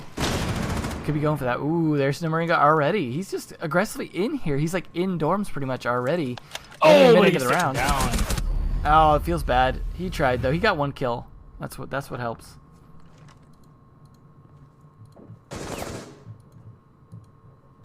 Oh, Mav's trying to peek in here. 9XT's ready for him. The former teammates shooting at one another. Gohan, though, will be able to take down 9XT as a quick refrag on the Blackbeard and take no damage in the meantime. So left in 3 versus 3. But at the minute 25 and the smoke's still up and hasn't used his canisters yet, this is not too bad of a position to be in as the defenders, but still, you have to deal with, the Twitch, that high DPS. Yeah. The attackers still have a good balance advantage as well. They both have, like you said, high DPS attackers, especially Blackwood with that shield. Take a piece of D low, although that shield just barely saving his life. So, I don't know, this could really go either way at this point. Time to ring some ears. Still a minute left, too. Thermite doing his job. They're going to be able to drop one. Nicely done. If they can take down PZD, I think this is good for a plant here. PZD's on the ground. Psycho will get the second frag, and Psycho is going to have to fall back in the dorm stairs. Cameraman will get one more to piece in for the last one. Cameraman! What a god. Yeah, that was a... pick up. I mean, that was like switching from one to the other. He realized through the call-outs that Psycho was super low on HP. And then he comes in and is like, you know what? If you're going to stand in front of me, I'm going to have the advantage because I have higher HP. Yeah. But if you run away, well, I'm just going to kill you instantly. Yeah, I mean, I like the pre-fire from him as he rotated back, like trying to save his own life because he has on such low health, but just the timing wasn't there. It was a good try, but match point already. We're going to see Black Dragons pulling out the wild card with the Glaz, hoping to get at least one more point going here. So this is going to be interesting to see the old Glaz down the stairs push here. See if that works. I mean, we've seen so little Glaz now that they made that nerf to him. And the nerf on the smokes on the other operators. It's interesting to see how fast his usage dropped down. Yeah, he kind of went from NA picked all the time to like maybe we'll see him on a Playday 1 or 2 times. Yeah, so I mean it's good to see though. I'm glad to see like that's what you want to see from an operator is not a must pick but an occasional pick. So especially someone as situational as Glaz, like it's a sniper, But apparently an indoor sniper, right? A basement sniper. Yeah. So. I mean, he is. Nobody said that snipers have to be, sitting 2 kilometers away from an objective. I mean, we're not playing Battlefield. Yeah. No. So, we'll see whether or not Nomaringa could be this clutch player again, playing aggressively in the small tower. Now, the problem with this, of course, is if he gets pitched out, there's nowhere for him to really go unless he can get down through the hallway. But they're gonna know he's there, taking those shots on the kamikaze like that. Oh. Yeah, this is so difficult to actually try to fight him, even if you have both angles on him. That position is just so good, and he picks up for a kamikaze. Nicely done. Is he gonna get the second? That'd be just absolutely huge. Nomaringa, I will buy you a beer next land. There we go. He gets the kill on him. Oh, and he does. Will drop. Medic wants to go aggressive as well. And he just What? Is Nomaringa the new Nesk? What is this? What? He just runs outside even. He's like, screw it, I'll just ace this, guys. Take me out of the oven. I am wow, so done. GG. Nomaringa, like, before it was Astro and Gohan were like the guys to watch, but now Nomaringa is just, he's on fire today. A 3K from Junk Tower? Like, who does that? Why would they even try to push Junk Tower? I don't see the reason to try and do it, really. But just having one dude that just obliterates, it's like... Yeah, I'm almost flabbergasted watching that. That's almost as blown. just nutty as watching Gohan defend as an attacker. Like, that was just the nuttiest Oregon play I've seen so far. I mean, he even ran out at the end, was just like, screw it. Now, we gotta say, like, these guys don't really, like, this isn't fake handshakes. Like, everyone here, like, they definitely have a good time. They're all really cool with each other. A lot of them are former teammates. Yeah. They're good friends with one another. This is good. It's all in the spirit of, we play the same game. We go through the same good and bad things, and we're friends. Even though not everybody has to like everybody else. It's kind of a respectful thing. Yeah, they definitely are all having a good time down there. I think when you play in a LAN environment, yeah, it can get a little heated sometimes, but I think overall, people are generally a lot cooler with each other in a LAN environment than they are online. Because you know what? There's just this kind of weird thing with being online that just makes you feel I don't know, a little more pissed at people than when you see their face. So many good plays here, especially from Demaringa, but we're seeing some good plays from some of the other players in some of these highlights at least. Even Astro with that 2K that he got at the end of this round. Although that wasn't a terribly hard one against one attacker.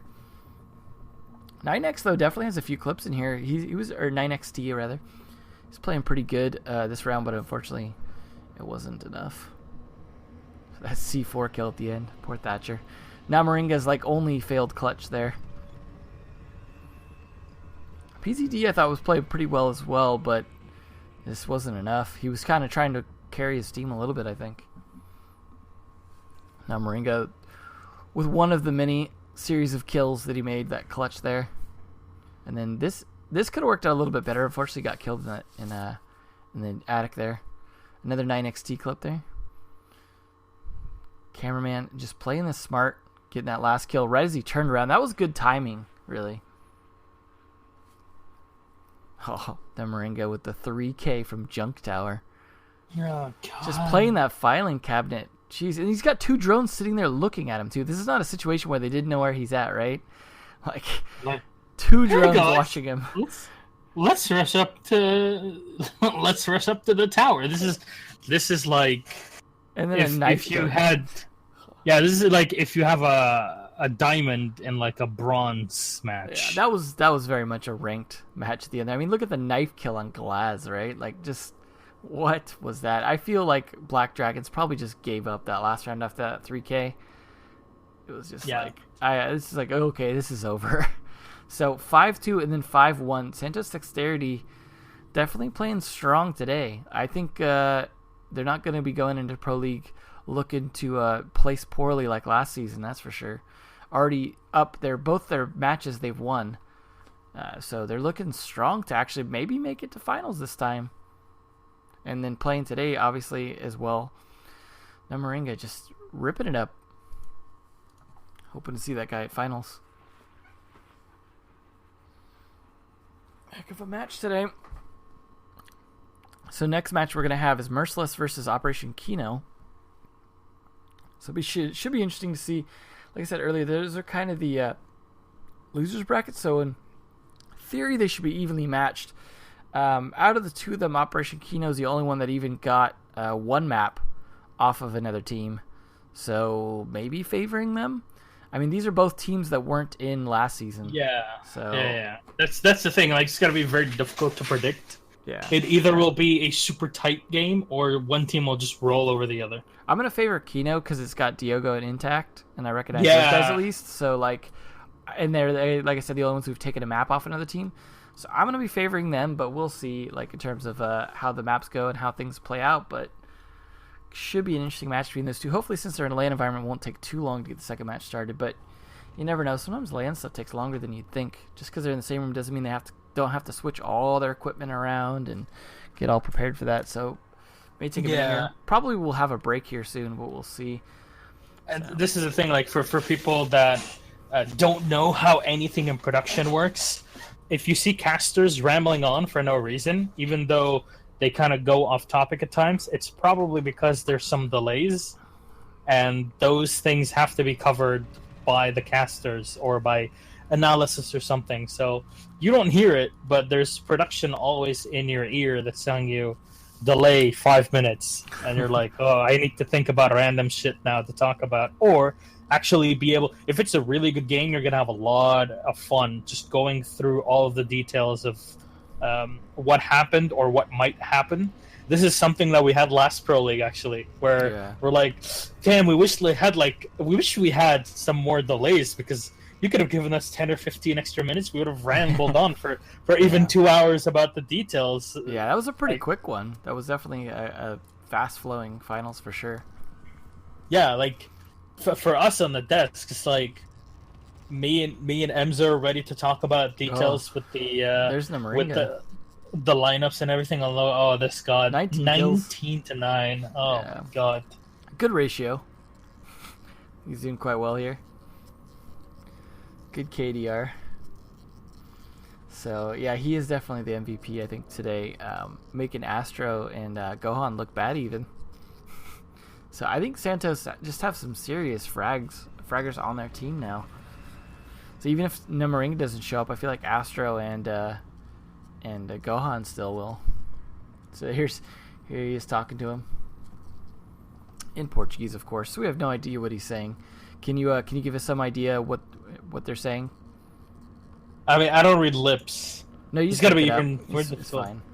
It's like, yes, I am a god, and I killed everybody. So very easy. Maybe next time they'll actually step it up, because it felt like I was playing a normal, matchmaking game, and I was just way too easy. Yeah. Yeah, we saw Gohan running in, and he was defending the site, and that was pretty stupid. But Namaringa, what do you think about the plays that happened on Bank? It's like, oh, we were playing Bank. We're just making sure that we can get as much money off of this as possible. So that's why I'm like playing a bit more tryhardy. But the rest of the team was pretty chill. Yeah, we could really see that, Namaringa. Maybe next time you'll be able to steal all the money off of here, because this is sort of turning into Payday 2 with you guys wanting to win all the money instead of actually playing Rainbow Six Siege like a normal team against another normal team. So what do you think about that? Well, I mean, we are here to win, and it's not Pro League, so it should be a lot easier money for us to get at the end. 15 grand. It's quite a bit of money here in Brazil, especially with the inflation. Hashtag thank you, our president. And yeah, there we go. Thank you, our president, for destabilizing our economy. Very good of you, Mr. Tabit, even though you're originally Lebanese, so we thank you for that. There you go. Interview done. Interview done. So just to be clear to anyone tuning in, that's not exactly what he said, by the way. Yeah. So this is first off, this is not Pro League. This is BR6. This is a separate tournament, but it is the same 8 teams, and it was seeded off of Pro League, so it has a lot of relation to Pro League, but it is not run by ESL, and it is not Pro League. This is the same LAN environment probably that they're using for Pro League, though, but it is not that. This is the Brazil feed. They are casting originally in Portuguese, which has a lot of viewers, especially on YouTube, but they do send us a clean feed here to be able to cast it in English, as well as hopefully in the future Verdi will be doing a German stream, maybe some other ones as well. But we are here casting this, so maybe if they can pay for Verdi's extra need of coffee, then you'll definitely be able to do it on Sundays. Gotta get that. Yeah, gotta get that German coffee. So so that's what we're doing here. We're just casting here for the English feed for fun, just because me and Milosh wanted to do some casting together for fun, since we are not doing Pro League at the moment. So this is our chance at the moment. Yeah, yeah. Of course, they're gonna need like 17 more casters in the future. Yeah, at the rate. Of course, because you take on an extra region, Gesundheit. Yeah. Like you get a 4th region in. You increase the prize for everything. So you're like, I think, you kick some blood pretty good, but I don't think, it's that easy to handle 4 play days. Yeah. Especially when you do 24-hour streams right before the next game. So. Yeah, so definitely a lot of casting to happen now for Rainbow Six. Especially Brazil are very on top of Rainbow Six. From what I've heard there, it's actually Siege is huger than Counter-Strike down there at the moment. So, I mean, the fact that they're running essentially 2 Pro Leagues tells you something. Like, they come in like this is their 2nd season of Pro League, but they're already like, that's not enough.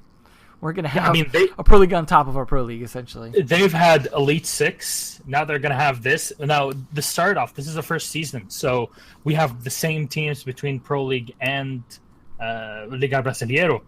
But maybe in the future, we'll have different teams. We'll have different setups. The 2 leagues function in a different way.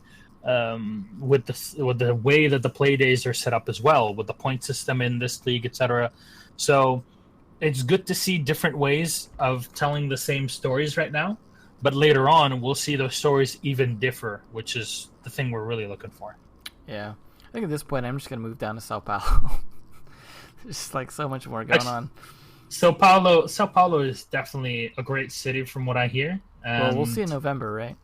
Yeah, I hope we both get to go there, because Sao Paulo, it's like, hey, when's the best time to go to Brazil or any country in the southern hemisphere? Oh, when it's winter literally everywhere else? Maybe we should go there. Actually, I had this dream like last week, Enzo. I'll tell you this. I haven't told this to anyone yet. Oh, but I had this dream that we were all in Sao Paulo, and we all drove to the beach with Otavio, with Merigeni, with a few of the players, and we're like, let's play some beach football, and we start playing football on the beach, basically. and we had like, I don't know how I got into this, but I don't know how many people here have played FIFA Street 2. When EA Sports was a thing with the EA Big, and they had this fantastic game called FIFA Street 2, which is like a 10-year-old game now, and you had fantastic music in that. And I was just imagining playing on the beach with that, the music from the actual game blaring out. And I'm like, dude, that'd be great. Yeah. Unfortunately, that was only a dream. Maybe we'll get to make it true soon, one day. Yeah. Milosh's erotic Castor Beach streams. You've heard it here first, everyone. Emzo exclusive. Wild imaginations. All right, we're going to go to a little 9-minute break here while the countdown counts, as you can see on the screen. And we'll be right back with Merciless versus Kino. So stay tuned. Make sure to let other people know about this, as not everyone knows that this is going on. So spread the word, the good word. Make sure to subscribe to myself as well as Milosh, so we can get some stuff cracking. I believe we'll be doing his next stream, or the stream on his next weekend. So make sure to tune for that as well. So we're going to go ahead and go to that break, throw on the jams everyone likes, and we'll be right back.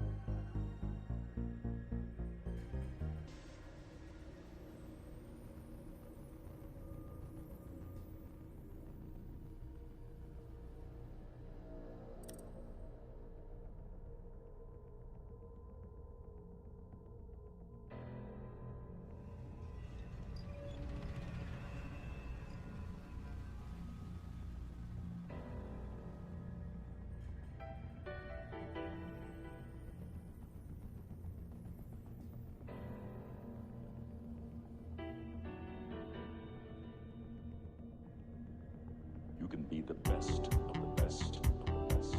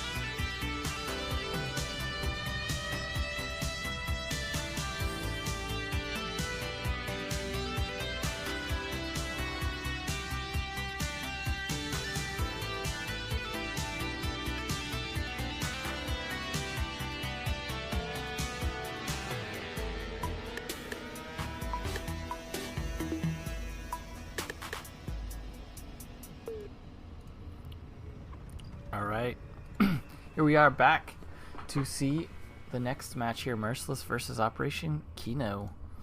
Should be a good one between these two guys. Like I said, though, favoring Kino a little bit, so we'll see. For anyone just tuning in for whatever reason that wasn't here earlier, this is Brazil non-pro league, but similar, same teams. Brazil BR6, just a Brazil-only tournament. I'm casting here with myself, which I assume you know who I am since you're on my channel, and Milosh the Medic, who you may recognize from the finals that we casted together last finals, who does the Challenger League for EU. So I can actually happily say that I actually do Nordic champs now. So what is the Nordic champs? It's basically, you see how the Brazilian this tournament basically is Brazil only. Well, Nordic champs is a tournament organized by DreamHack where only Danish, Finnish, Swedish, and Norwegian players can play. So it's a regional just for the Nordic countries. Kind of like what this is for Brazil.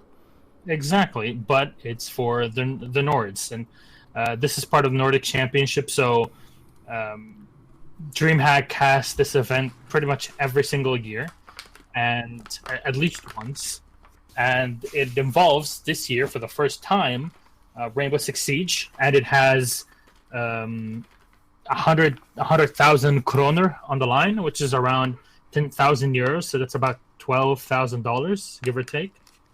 It's not too bad for a tournament. It's basically just over 3 weeks, and a fourth week, which is the grand final. It's going to be held at a event in Helsinki. So hey, if you want to book yourself, August 3rd through 6th, especially August 5th, where we're going to have the Rainbow Six finals, you definitely need to come to Helsinki. Or if you're in Stockholm, we'll say hello, because I'll probably be there within the next few weeks. So it's pretty nice traveling around the world, enjoying esports. Hopefully we'll get to see more of Devin, that's for sure, because there definitely is not enough Emzo flying on planes everywhere. Yeah, we'll get to that for sure. I'm hoping as well, maybe there's a chance that we'll come out for the Australian finals in the ANZ finals, whatever you want to call it, in Sydney. So I don't know what the plan is for that yet, but that would be interesting as well. I haven't been to Australia. Actually, here's the thing, because ESL already operate out of their studio in Sydney. No, is it Sydney or Melbourne? I don't remember, but they do have a studio down under. And I don't know if they're going to have like production take it over from there for their own event like they would do before, because then it would have to be like 4 days, but 4 days in wildly different time zones. It would be an absolute slugfest if everything would be done through the same studio, even if you had like 3 or 4 casters. It's going to be very difficult. Yeah. Well, hopefully that will happen, and then we'll see, Asia and Australia and New Zealand kind of join in with the whole Pro League thing. I'm not sure exactly how that's going to be organized, but I think it will be pretty interesting to see whether or not they're able to kind of step up to the level that Brazil have brought to Pro League, as well as NA and EU already have. What? I don't think so. Well, maybe not right away, but I know like teams like Envy definitely try, at least for Yeah. Asia, and I know there's a lot of effort in Australia to try and like bring their scene up a bit. So I think they will get there eventually. Obviously, they have a lot of ping problems that necessarily like Brazil obviously plays a lot on land, so they have the opposite of ping problems. Whereas Australia, New Zealand, Australia all have pretty bad internet in terms of connections to each other and hosting and things like that. So they definitely struggle, I think, a little bit more. Hopefully Australia will get some lands going there between there and New Zealand that will help pick things up a little bit. But I know they definitely have a lot of handicap coming into that next season. We'll see. Well, hopefully it'll be at least as entertaining as all the other regions. That's for I think sure. it'll be good. I've done some casting of both Asia and Australia, New Zealand, and I think they have some interesting players, some interesting plays, and they definitely like to pay attention to what's going on in the other regions. So I think that will make a difference as well. They're not just going to go into it not having any idea how the other regions play it. So. Oh yeah. Also, I mean, they did have their own tournaments, especially in the past. Like, it's definitely possible to, see them coming back in here. I have a few friends that are within the region, and I'm sure a few organizations in Australia, especially teams and organizations like SIF Gaming and the such, would love to get on the Rainbow Six train. Not just because of the popularity, but also, I mean, this is not negligible. The amount of money that was just pumped into Rainbow Six with season 3 and moving on. I don't know. Do the new changes actually apply to this season as well? At least the increased prize pool. I wouldn't think so. Usually they don't make any changes mid-season like that. Yeah. So I'm doubting it. I think it's just next season. And it would make sense that everybody is preparing right now for the next season, where things will actually get like pretty huge. Because now we have like a big team like ENSA coming in. It's a team with actual history that comes in. We already have like an EU with Penta. In NA there's Elevate, and soon we'll have even more probably. I think Gamescom is going to be a pretty important event in the competitive cycle of Rainbow Six, and if it goes off as well as the last season has, I think we're going to see a lot bigger and more orgs get into this, which would be huge for everybody else. Imagine, you would have to deal with a bit more things, quote unquote, in Twitch chat, but other than that, it would be pretty interesting to see. Yeah, I'm hoping it'll be a big deal. I mean, it's definitely nice to have the huge viewership there, as opposed to Invitational was the only one that actually had a big audience for like an actual LAN, other than the Xbox one that was at PAX. So hopefully it'll be like a big deal in terms of bringing a lot more people into the game, by a lot more people seeing it at Gamescom. So I'm excited for that. I think it'll be a really cool LAN event.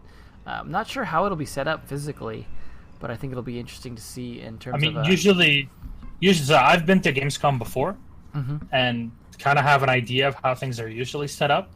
They're basically a pretty big arena with ESL, and they have that entire place that can fit a few hundred people in there, other than the people that can sit outside of the closed-up area and actually watch it on some big monitors. So, yeah, it's definitely going to be big. I think if both of us are going to be there, it's going to be overwhelming in the beginning. Even if I've been there before, there's just so much happening, so many people. Yeah. But that's the beauty of it, I think. With casters that have spent and players that have spent so much time in their game, they're just going to feed off of the crowd, and it's going to be even better and better. Yeah. It's going to be super fun. I hope so. I think it'll definitely be an exciting event leading up to then another international one. I mean, so far they looked like they were all going to be in Poland, but then it went Poland and then Cologne, and then it's going to be Sao Paulo. So definitely a lot more international this time before the Invitational. Good. So I think that's, again, spreading the game around. It's going to be really good. So definitely some different LAN events than just the usual Katowice studio.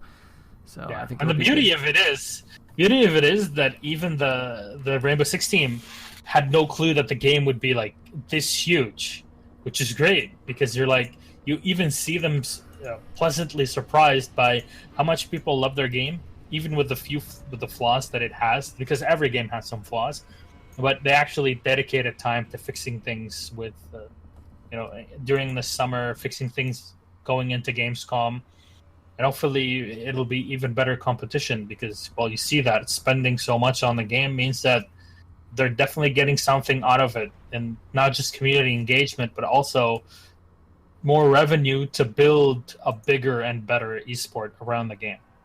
And that, we kind of neglect that a lot in the esports scene, but that is very important to making sure the game is going to survive. It's that viability with, with production, with different tournaments, different organizations picking up teams, different tournament organizers feeling comfortable running Rainbow Six events because, it's good.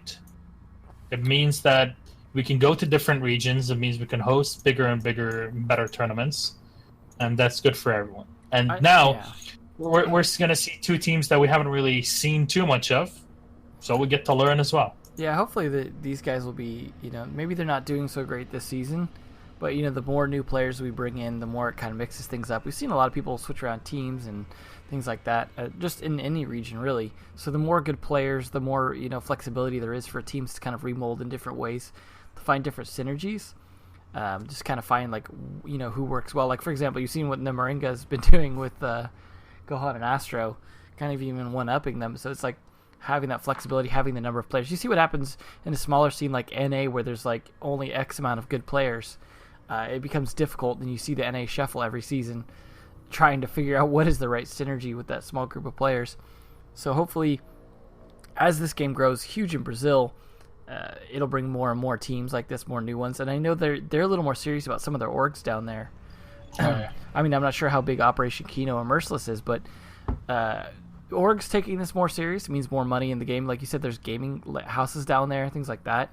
That kind of stuff is good for the game because the more of a career you can have in an esport, in a particular esport, the more you can dedicate to it, and the more it's just going to step up the matches that we see in the gameplay because these people can dedicate more time. If you live in a gaming house, you could dedicate a lot more time to how you're playing and developing your skill and your teamwork and things like that than if you're just playing from home occasionally when you don't have work or school.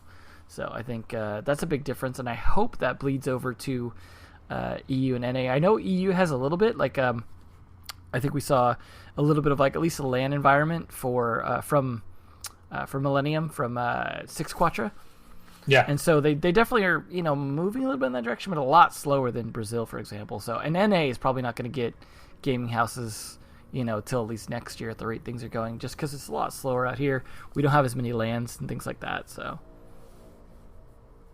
hard to say.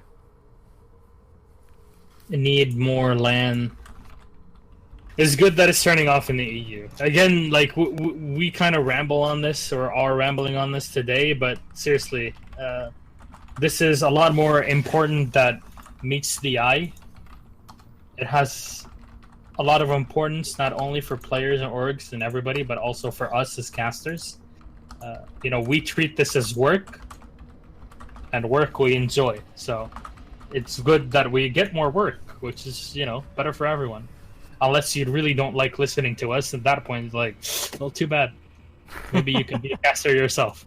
Yeah, honestly, I'm not against more and more casters just because, I think it's great. There's so much to cover right now, and Pro League covers so little of what there even is at the moment.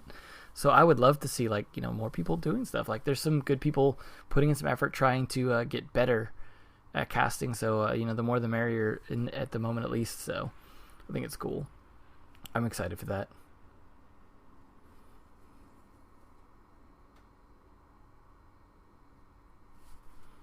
So hopefully these guys are going to get this match started soon here. It's been a while. But I know they got to get everyone in their seats. They did their interviews. Hopefully we'll get the pick bands here, I think, pretty soon. Curious to see if maybe we'll see a border this time. It's definitely something that got banned quickly earlier. I don't know, during the entire offline event, we had Matt actually was just praying that we would get a few of the DLC maps in, especially Coastline, but like Yeah. we never have. Maybe you- Skyscraper though would be interesting at least. Yeah. You never know. I mean, it's something that NA are definitely willing to play, and I think some EU as well. But it's a tough one to get in there. So let's see, Merciless Gaming, get some stats on them. Again, not familiar with most of these guys. I like Ben Affleck in the middle there. Hello, Brazilian Ben, looking good.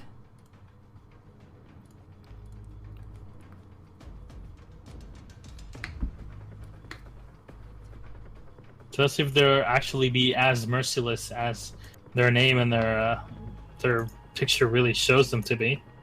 Right. Just I love how they're going to be playing against a couple of pretty good players, actually. I'm a little disappointed we don't have like the pose shots that we had for Pro League, where they all kind of do their weird little pose thing, like little gangster poses and stuff. Hella thug it out. So hopefully that's something they'll do for the next season of this. It's always fun. It's a little cringe-worthy, but it's hilarious to watch. So I appreciate their extra little bit of effort. To kind of throw their attitude down. It's funny. Does sound like they're getting ready to get into something though. I hear some game menus and stuff like that. So hopefully the pick bans will be happening soon. That is the big disadvantage of doing an English feed for a channel where you have no idea what they're saying. Is you have no and idea. you're only relay through production, and that's about it. Yeah. Production are kind of busy with their own stuff, but there you go. You see Ooh. Panico and Operation Kino. You see Intact. So those two really stand out. Yeah. So depending on the support that they get from Drix Slash, that'd be a pretty decent team. I'm disappointed no Diogo though. I know he's on the team, right? So maybe they just have a sub today, or maybe he is a sub. I don't know.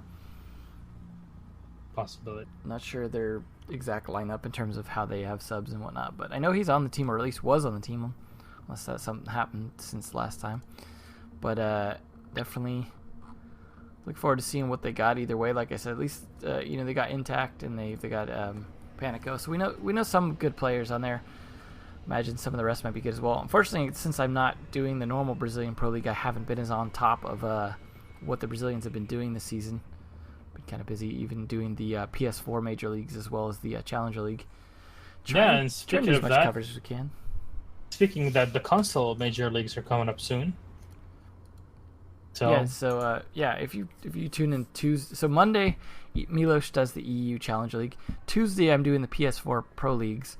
Thursday, the NA Challenger Leagues, and then you got anything going up on the weekdays as well, Milosh?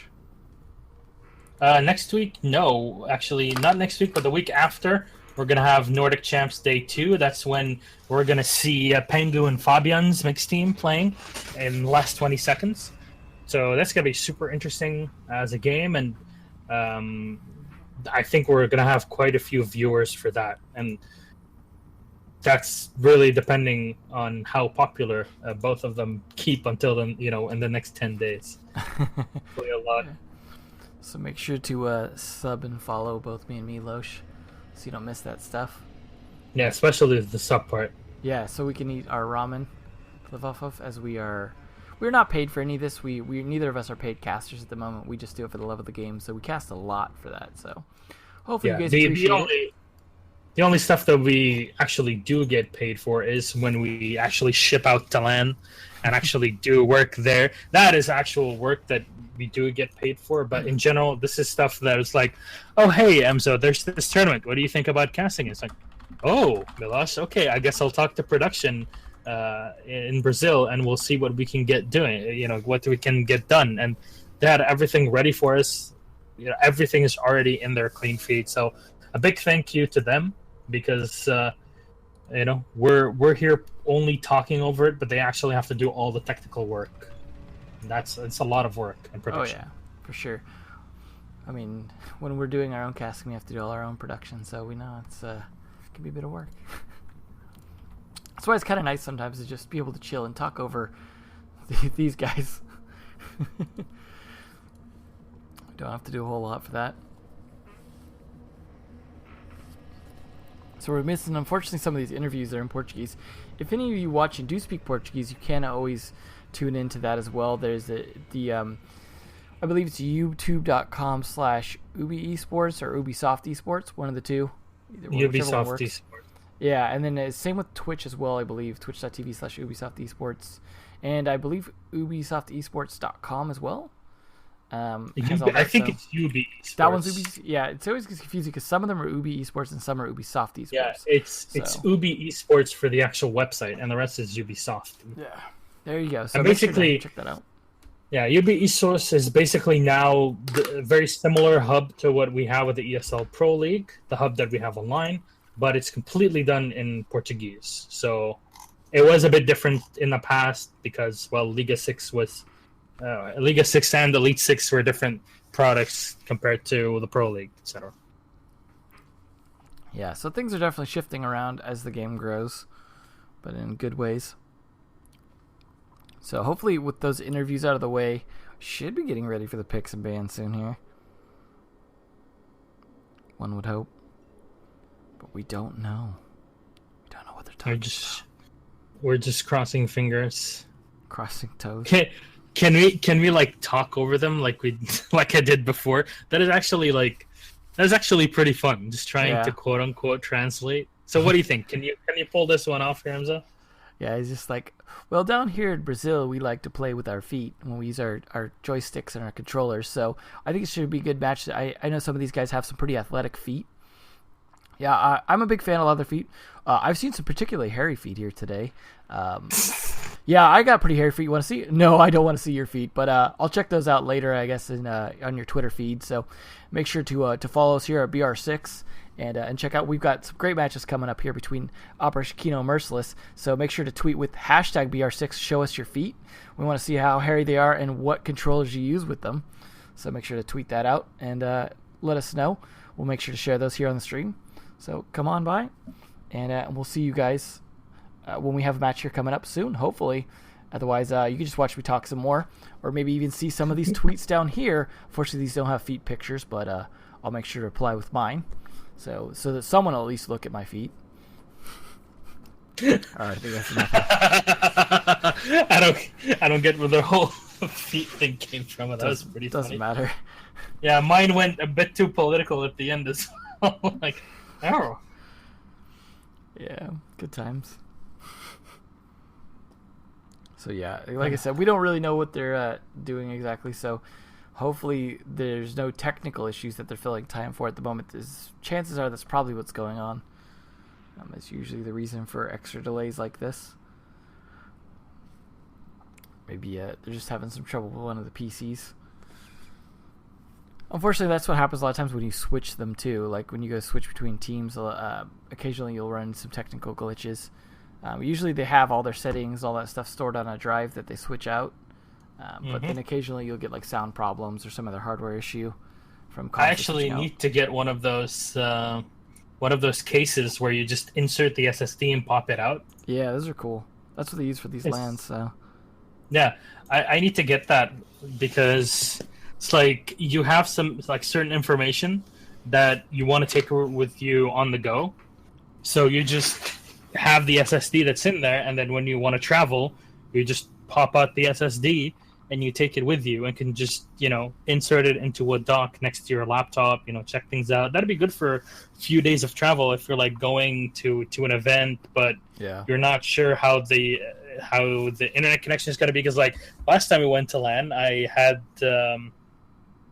basically all my notes either on the laptop already or put on a Google Drive, so it just download anything I need once I get to the studio, and everything worked well. Unfortunately, the only downside was that we couldn't keep still for at least an hour until we got to the hotel at like 10 p.m. every day to look at look at the notes and everything that was that we needed for the next day. It's like, how am I gonna fix this? So I wake up at 5 a.m. to actually work for an hour. Yeah, there's a lot of, but that's the thing. That's why we got sad at the end, because we're like, oh, we prepared so much, but we didn't get enough time to do everything in the analysis. Yeah. But to be honest, we would have spent like a few hours doing. Yeah, might as well, right? It's always fun. Though next time we need to ask if we go to Gamescom, one thing we have to do is ask Kicks and Bloodbath to bring us chicken tendies from KFC in Oh Poland. yeah. Anyone who doesn't know, Poland has amazing KFC that not only delivers but also tastes way better than anywhere else. So that is, if you go to Poland, you have to get the KFC. Apparently, this is a thing where even in Sweden, KFC doesn't deliver, and like in the US, it doesn't deliver. I'm like, how? Everything delivers. We're in 2017. It's like, yeah, Poland, no problem. We'll have that delivered on in 15 minutes to wherever you are. I love that. Yeah. So that aside, chicken tendies aside, I would love to have some right now, but I can't. Let's actually get into the map, Vito. So we're gonna start off with the Merciless. They're gonna ban out Cafe Dostoyevsky. Emzo's pretty happy here. What will Vito go for? Ooh, yeah, where Kino go? Hopefully they don't start with the DLC maps like we saw from the other guys. Chalet, ooh, banning another classic here. So the 2 snow maps gone. So they're not going to be playing in snowy weather. Be interesting to see if Clubhouse gets banned again like last time. Oh, Coastline, there it goes. Still have Litoral? Skyscraper Border, though. Clubhouse banned out. Yeah, there we go. I mean, Clubhouse is a great map, but we've seen more than enough of it over the last few seasons. Ooh, Bank, not going to be played again. So that's I think we're going to maps see last time. Border. Yeah, I'm hoping Border, probably Oregon. Yeah. Yeah, there goes Skyscraper. So that's Border, Oregon, and Consulate still left. So maybe we'll see Consulate. I hope we see Consulate. I think Consulate leads to some interesting play depending on the team sometimes. So hoping we'll see There you go. Oregon is the decider. Oh, no. Consulate the decider. Well, we'll see Border at the very least. All right. Not bad. Oregon Border. This is like as vanilla as it can get in terms of map picks. This is like a pretty standard map pick from pretty much any team in any region. That's a good one. Looking forward to at least some good play here between these guys. Hopefully we get some more stuff like we saw from Namaringa. Yeah, right? Absolute god. We'll see who the gods are of these teams. Should be interesting. Imagine it'll take them a second to get started, but I do think it's nice to start on some different maps here. Although starting on Oregon, obviously we just saw that. Be interesting to see if the play is any similar. I mean, obviously the way that Santos played it was very different than we're used to seeing. But they won, so it worked. So probably not going to see a quick 5-1 like we did before, but you never know between these two teams, as we don't know them as well as we know Santos. So let's just hope it won't be 2 5-0s like we had last week in Nordic Champs, where it was literally Ensa versus Motion Gaming, I guess, and then our Challenger League team Quantaya.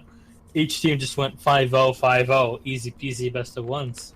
Yeah, we'll see. Yeah, could be good though. I mean, we're gonna at least see Border. I hope we make it to Consulate. Like I said, I like Consulate play because it's got some interesting roam play, some good vertical usage. People can kind of play it a bit differently, and it has 3 viable bomb sites. So I think overall it's an underutilized map that I expect we'll see more of in the future. But that some of that I think depends on what new operators come out in the next release, right, in the Hong Kong one, because as we know from, for example, the last one with the Mira and some previous ones as well, that these operators can really change up what bomb sites are viable, which change up what maps get played, things like that. That can be a huge impact on the competitive scene. So, and we saw the change where now Mira is picked 70% pick rate or something like that. Yeah. It's pretty good, and she's exchanged here and there for a castle, for a pulse, for a mute at times, depending on the map. So you kind of start finding a better anchor on a site, and then you switch around depending on the situation, depending on your team, how they're comfortable, what they like to play around. It makes the game much more interesting. Everybody's in a viable spot, I think, right now. It just depends on really at what point you want to pull out this specific operator, because you're playing in a team environment. It definitely is not the same. But I mean, we're gonna have a Polish operator released as well. So at least one of them. I think it's gonna be like a Polish hussar with like the giant wings that Polish hussars would have on them, but instead of having a lance, he just has a huge KFC bucket that he delivers all around his teammates, and he's going to be a defensive operator. He's very fast, speed 3, and it gives everybody instead of the rook shields, what he would give is just the health boost with the chicken tendies. Way to violate your NDA there, Milosh. Giving away way too much information. God, Ubisoft lawyers are going to be all over me now. You're donezo now. This is definitely an accurate assessment, I imagine. If anybody's been to Katowice, you'll understand exactly what we mean about all of this. The KFC strats. Yeah, that's the new meta, is buckets. So, I'm excited though. I honestly don't know anything about the new operators, but they always could be game changer. Usually one operator is the game changer, and the other one's kind of that meh. I mean, the only exception I think to that was the Dustland release. Both those operators are heavily played. Whereas after that, it was more just one or the other. But you never know. I mean, Capita was super strong at first, but now he's kind of like a situational. So Blackbeard though still picked pretty heavily despite the nerfs. I wonder why. Because shooting at faces is kind of the meta still. Look at no, Ash that's smoke the thing. rings this time. Well, never happens. Not a Jaeger. Somebody's Sudbury's favorite operator is Ash. Who even plays Ash? I think Smoke's in such a great place too, because like Smoke is still kind of must pick, but he's not OP once they took the ACOG off of his SMG-11. Oh yeah. But it's just like, I don't know, like he's, I think, a great example of an operator that is useful a lot of the time, but not in a way that like really breaks the game or anything. But it would be interesting to see if there's some more good like counters to Smoke in terms of defending the site and stalling it out. I thought Capita was potentially going to be that guy, but it just hasn't worked out that way. Instead of being a counter to Smoke, he's like the attack side Smoke. Yeah. You know, instead of being a counter to him. I think now we should start seeing like operators that would be able to counter certain ones that would be more on the attack or the defense. So we already see like the Echo that would be countering the Monty or the Blackbeard, at least with his utility, with his ability. So, you know, who knows? That kind of stuff is pretty nice. Yeah. Either way, though, 3 operators coming out at once should be a pretty big deal. Yeah. I look forward to that. I imagine, I honestly have no idea, but I imagine they'll probably show something at Gamescom, just because that's been the trend. So. Yeah, like it has to be. It always gets us a lot of viewers as well. So. Oh, I hear game start. You hear the sounds in the background of the game start, and they usually cut to game very late. So I imagine we'll see the operator picks here in just a second. Hopefully on Oregon here for Merciless versus Kino. Speaking of Capitao, Montaigne, Jackal, interesting lineup. Attackers need to locate and defuse as many bombs So this as should they be- Yeah, by the way, if anybody's just coming in, this is not Brazilian Pro League. This is Brazilian tournament, which has the Pro League teams, but this is exclusive for Brazil. So right now for this first season, you'll see them playing in here. There's a $15,000 prize pool. It's a weekly tournament, and at the end we'll have the champs basically that'll take the big part of the prize pool. But this basically runs alongside Pro League. Pro League is Latin America. It's open to the entire subcontinent. Here, it's not the case, only Brazil. Interesting the way they're ripping up this wall. They're playing kitchen of all sites. So far, not only are we seeing weird operator picks on attack, we're also seeing our first kitchen defense here on Oregon. This is actually perfect because they have a Monty and a Capitao against this like when they're trying to attack kitchen. Having the Monty is like the best thing that they could have if they're gonna attack kitchen. Yeah, this is going to be definitely interesting. I mean, it's not Watchtower, but it's definitely going to be an interesting attack and defense from these guys. It looks like they're still like taking control of the east side of the map here, starting with the armory, running it out. But there's 2 people roaming upstairs. Not going to make this easy. Oh, right when the Jaeger's gonna drop. feels bad for him. Intact still setting up here, but he's gonna get hit shot immediately by the Jackal. Jackal. Everybody, says the C7E is just, or the C7E is not the same as it was before with the no recoil, but it's still pretty viable when you want to spray through with that 5.56. Yeah. And you're gonna be able to get the early 2 kills on the Val and the Jaeger. Pretty good taking out the roamers. And it's interesting that you have an attack operator, as you see there, with a shotgun, of all things, so you can kind of pull a little bit of buck-like action. But we just don't see that a lot. We're gonna see whose footprints he gets those smokes. Ooh, not a great one if he's just sitting on site, but good to know if they can at least get some positioning. Good to see Jackal used a little bit. Curious if this is going to work out here. Trying to defend this hatch like this, he could easily get shot in the face if he's not careful. I almost saw the smoke there. It's going to open up both mirror walls. Great Oh, position. nice. Nicely done by the Buck. Yeah, PX doing some good work. That's what I like about Buck, is being able to open up some sight lines that you didn't normally get. The vertical play, either from below or above, to really open up those things and turn those windows against them. So the Monty's still up top. They were still expecting this to be a defense in the bedroom, but it won't be the case. Slash gonna get the kill on an RCK though. They eliminate the Capitao, but a quick peek on onto Panico will take him out. Of course, used to play for Team Dexterity in the past. So the smoke's already used up, and he's gonna be just pushed in by the Jackal. Novice is gonna take him down. Docky on the ground leaves only the Bandit alive, and he's standing right behind the kitchen here. Gotta pitch Back him to out the any moment. bathrooms. Plant's coming down though. Poor Slash. Attackers They activated should know diffuser. exactly where he's at. Here we go. Buck gonna land the final shot directly to the head.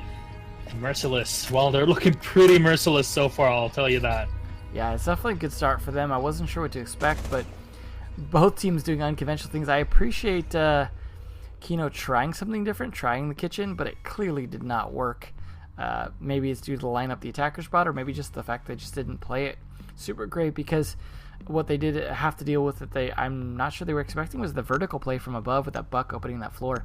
We're going to see another Jackal actually, though, this time for attacking the laundry. Attackers need to locate and defuse bombs. Interesting to see him being played so much in Brazil. Maybe that'll, maybe there's some new meta to this. It's hard to tell, like, sometimes when Jackal is useful when you watch the game, because you can see him doing the scanning, you can see him getting the pings, but what you can't hear is the team comms, right? So you don't know how much it's actually influencing the way they play. So it's one of those things that's hard to perceive in terms of, like, is he really working out or not? So I think you kind of have to start to look at the win rates, or the ability for them to win on their attacks when they bring Jackal, whether or not it's a factor. I mean, obviously they won 10 last seconds round, to go. so the question is, let's see if we see him be a factor this round as well. Could be part of the meta in the future, but I think it's a little bit iffy still. Attackers must locate. Seeing and our first defuse pulse a bomb. though from here.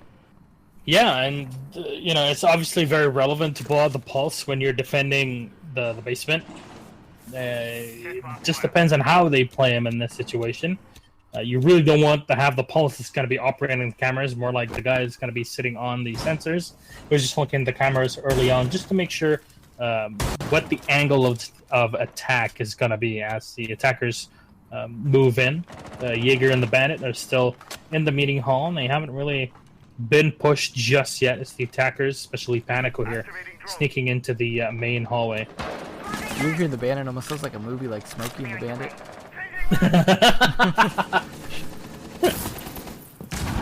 Only that you. aggressive pulse there. Did he just take out? He just tried to stop the hatch from getting opened, it looked like, but didn't get all the discs in time. I like what he was trying to do though. Just didn't work.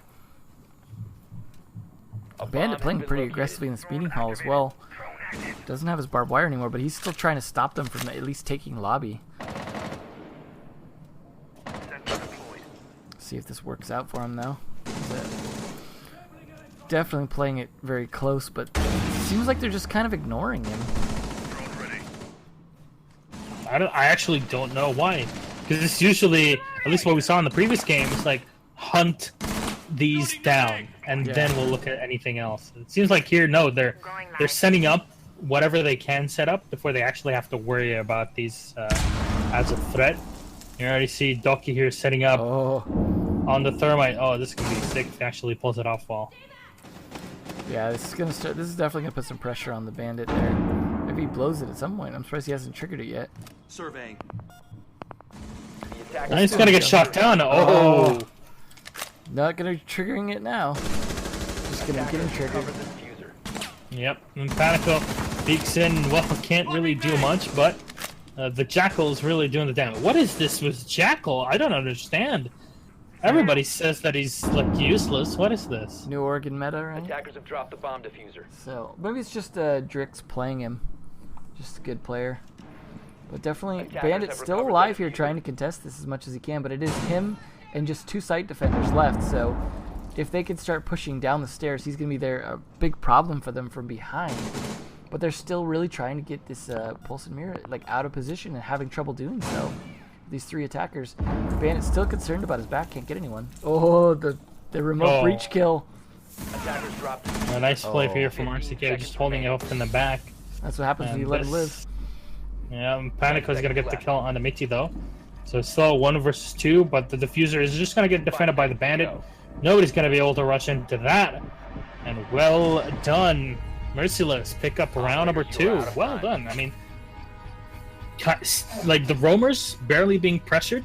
Everybody on site got killed, but the roamers barely got, just Yep. harassed. in RCK here. won that round single-handedly, just hanging out at the meeting hall entrance. So I guess Monk's telling us that Jackals played for the smokes for planting since they switched smokes over to Jackal. Yeah. Well, I mean, it makes So more this is sense. why Attackers we'll see more of them on Oregon. Yeah, that was definitely not a great attack. Just leaving Bandit in there without even flanking and without even taking Watchtower and just coming around from behind. I mean, you want to take Watchtower to come from behind anyways, potentially for a pinch. So that was just, I think, kind of a poorly played attack by Kino. We'll see, though, if this attack from Merciless onto this site is any better. They bring the same lineup they did first round, which makes me think they weren't expecting to fight Kitchen first round. They were bringing this lineup for this attack, which was not the site that was chosen. But now that it is, they're going to try it again. So, curious to see if this will work as well with this setup attacking Laundry as it was attacking Kitchen. Attackers' objective is to locate a bomb and defuse it. Alright. Setup though. Well, nobody's got to be rushing in, right? But you never know with Brazil. Yeah. It's like, oh yeah, the Ash is not. I'm never gonna let that go.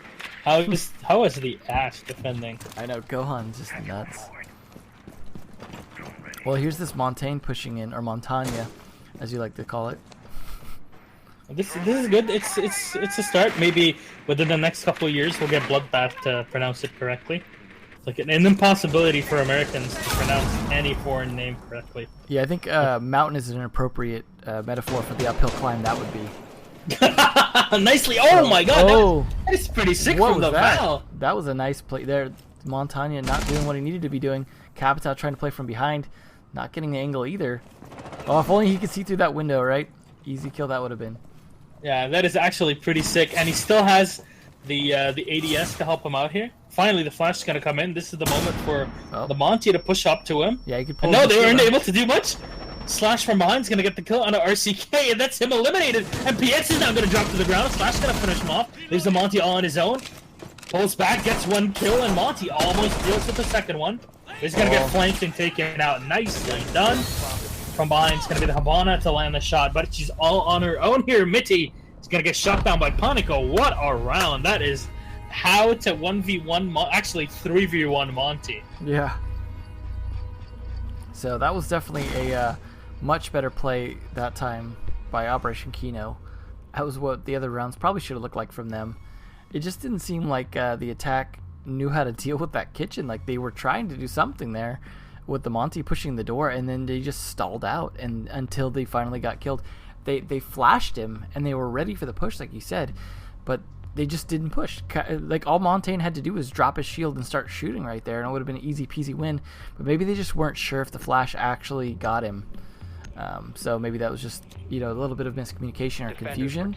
So they didn't exploit their own attack and then just fell apart. Like I think that's kind of the moment where it fell apart. Is after that flash didn't work, they just kind of stalled out and just got shot up and flanked. So fortunate, but we're gonna see our first dorms from these guys now. Merciless coming on strong at first, but then losing around. So we'll see. If we're even just tuning in, this is not Brazil Pro League. This is BR6. basically the same thing, but Brazil only. So, simplest way to Yeah. explain it. It's just more tournaments in the region. Right now, it includes the Pro League teams, but pretty sure in the future it's gonna have other teams and maybe more. It depends Yeah. on how it expands, depending how popular this gets, really. But it's nice, at least it helps justify the gaming houses, right? The more tournaments, the more lands, the more you can justify housing people up in these little dorms to play together. I wonder if the gaming houses look similar to Oregon, or more like favela. Actually, I've seen a few of them, and they're like just big apartments where there's a big room, like like a big salon that's just used to house, 6 or 7 different computers, and that's where all the players would usually be and really play and practice all day. They're pretty well equipped. Here in Brussels, we have a couple of these. One of them is the Epsilon Esports team house, which is just a few minutes out of the city, so pretty good. Maybe one day we can visit that. Maybe we can have our own gaming house, host our own studio, Emza. Yeah, we'll get right on that. So they're going for this attack here on the dorms, and it looks like they want to take this side. They're taking the tower, and then I imagine they're going to go for a window push onto the B site because they. Oh, I like that mid-air drop ladder move right there. Yeah. But they got the Capitao, so which makes me think they're going to go potentially for the B window. You see him already smoking it out, trying to catch out whoever might be between those windows. And this is what you see Capitao for, because the reason for Capitao being so useful is not only does he have the smoke, the fire to be able to take out someone between the two things, but also that gets past the ADSs. Oh, nice kill coming out there. 2 defenders down already. Smoke the castle. Yeah, the smoke taken out on a bedroom defense, but also the Ash taken out on the attack. There's no Blackbeard to help them out in here, so picking through the windows it can be a death sentence if not done correctly. Yeah, it looks like the attackers might have the advantage here, not just in man advantage, but also in terms of getting control of that window. So we'll see if this plays out in the way it looks like it might be here. I think Kino could potentially pull this off, but this flank here from Novi's is going to make a big difference if they don't pay attention to it. Captain just going to get shot in the back of the head, but he gives away his position way too early.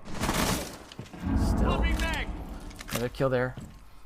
Novi's and PX going to have to try and clutch this out. Activating the diffuser. Not looking likely. Oh, nice kill though. At least we're not going to have a 3 or 4K again up top. Habana! What was that drop shot from PX? What? Of course the Jaeger does that. It's going to be refract from the Thatcher. And PX super low on HP here. Diffuser's down on the ground, and they have the info for it, but Intact can definitely try to run in. Oh, if he takes the Thatcher, hey, that'll be huge, but no. Oh, It's just shot. ready for him. Nice try though. Kino coming back now 2 rounds in a row after losing 2 rounds in a row. He's looking a little more balanced all of a sudden. I think there were some good plays there. Defense seemed a little bit scrambled in terms of trying to hold their site. That kind of losing a lot of positioning, and then that bandit coming around from behind, I think kind of messed with them a bit. Obviously he did get the kill finally, so that really kind of put him in an off position. You're going to see a Fuse here, interestingly. Fuse, Jackal, Capitao, just the weirdest lineups from these guys. Attackers need to locate and defuse bombs. I really don't know what to make of this. Like, okay, it makes sense if you're going to go for a Jackal if you want to use the smokes. Now, they're expecting a bedroom defense, so the Fuse kind of makes sense, but... But where? Unless they're going to bring Castle, I don't see the use of Fuse, because, like, you're not going to Fuse from below. In the windows, if they're not Castle, they're going to be wood, and it, like... You know, that's not hard to counter that. Like, you hear the cluster, you just shoot the window, and it's done. So, maybe they were anticipating a castle pick on the windows, because that's where you can really exploit it, right? You can just pop up to the windows and throw them in, and take advantage of the fact that they've stuck them on the windows, but it's just not happening, so just Slasher and just going nuts. You can't sit still. Look at him, just freaking out, poor guy. God, they're everywhere. Yeah. But the round, we just finished the preparation phase. Like, I see them everywhere. Yeah, he's It's like a Rick and Morty episode. Yeah. Mitty trying to find a way around realizes the yellow tape won't let him go around there. Why is the main door open? Auto run outside. Yeah, this is the weirdest play from these two teams so far. Looks like though this RCK is still trying to figure out how he wants to approach this. Kind of wants to take kitchen, but he's a little scared to after hearing all the gunfire and everything.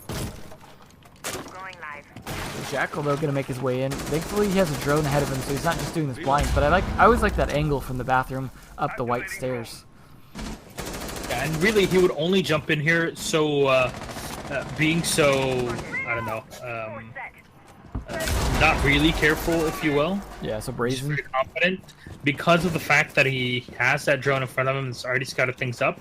And now the Buck's gonna start moving in. Again, the ability here is that you can open up those side walls. Maybe they'll find the Valkyrie right behind. Just depends on how.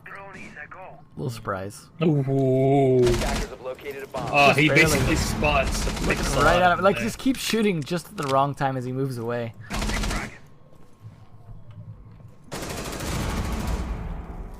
He's gonna run in. Here we go. Kill number 1 coming in from the Jackal. Quick spray down from Intact. He's gonna get the refrag here and actually take him out. But another Habana kill. And Habana will get the second one. Nice enough from Mitty. Gotta finish him off with the bearing 9. Hear those fuse cluster charges going in, so they are somehow making use of them. Just not sure how effective they're going to be. Obviously not getting any kills with them. But it is definitely doing something, I guess, to distract him. I'm still not a big fan of it. Anytime you use fuse and you don't have someone there to follow up the kill, but there's a nice follow-up kill from Fuse himself. Oh, Panico, can you do this against 4? Not looking likely. So, Merciless, though, on their comeback. So we had Merciless win the first 2. Then we had Kino win the next 2. Are we going to see another 2 from Merciless? If so, that'll put it on match point. And then if we see 2 again, then it goes to overtime. So hopefully one of these teams kind of figuring out a little bit of advantage here. Like I said, though, we're seeing weird lineups in terms of operator picks and attacks and bomb sites being chosen. Definitely things different. There's the castle that maybe they were expecting. But they're playing in laundry room, not dorms. Yeah. Seeing a lot of Jackal though from these guys, from both teams, really, not just one of them. And like I get the smoke because you know it's nice to be able to smoke off the defenders when they or the attackers when they go in for a bomb plant or for a diffuser plant, but still I find it's underused because they don't even get to the point where they're able to plant on this site. Doesn't end up really doing a whole lot for them. Well, there's Castle doing his thing, trying to at least cut off some of the rotations from the construction side here. That may backfire on them, though. 10 seconds remaining. This is where we see in the EU a lot more use of sludge because they kind of expect Castle being picked up every now and then. So having the sludge just immediately counters them. Yeah, not to mention that a lot of times you get an ash rush from behind there, and that's an easy takedown of those castle barricades as well.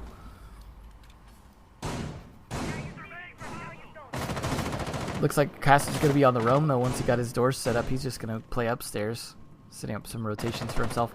I'm never a fan of trapping yourself in armory, unless you're like going to take a pick and then escape somewhere else.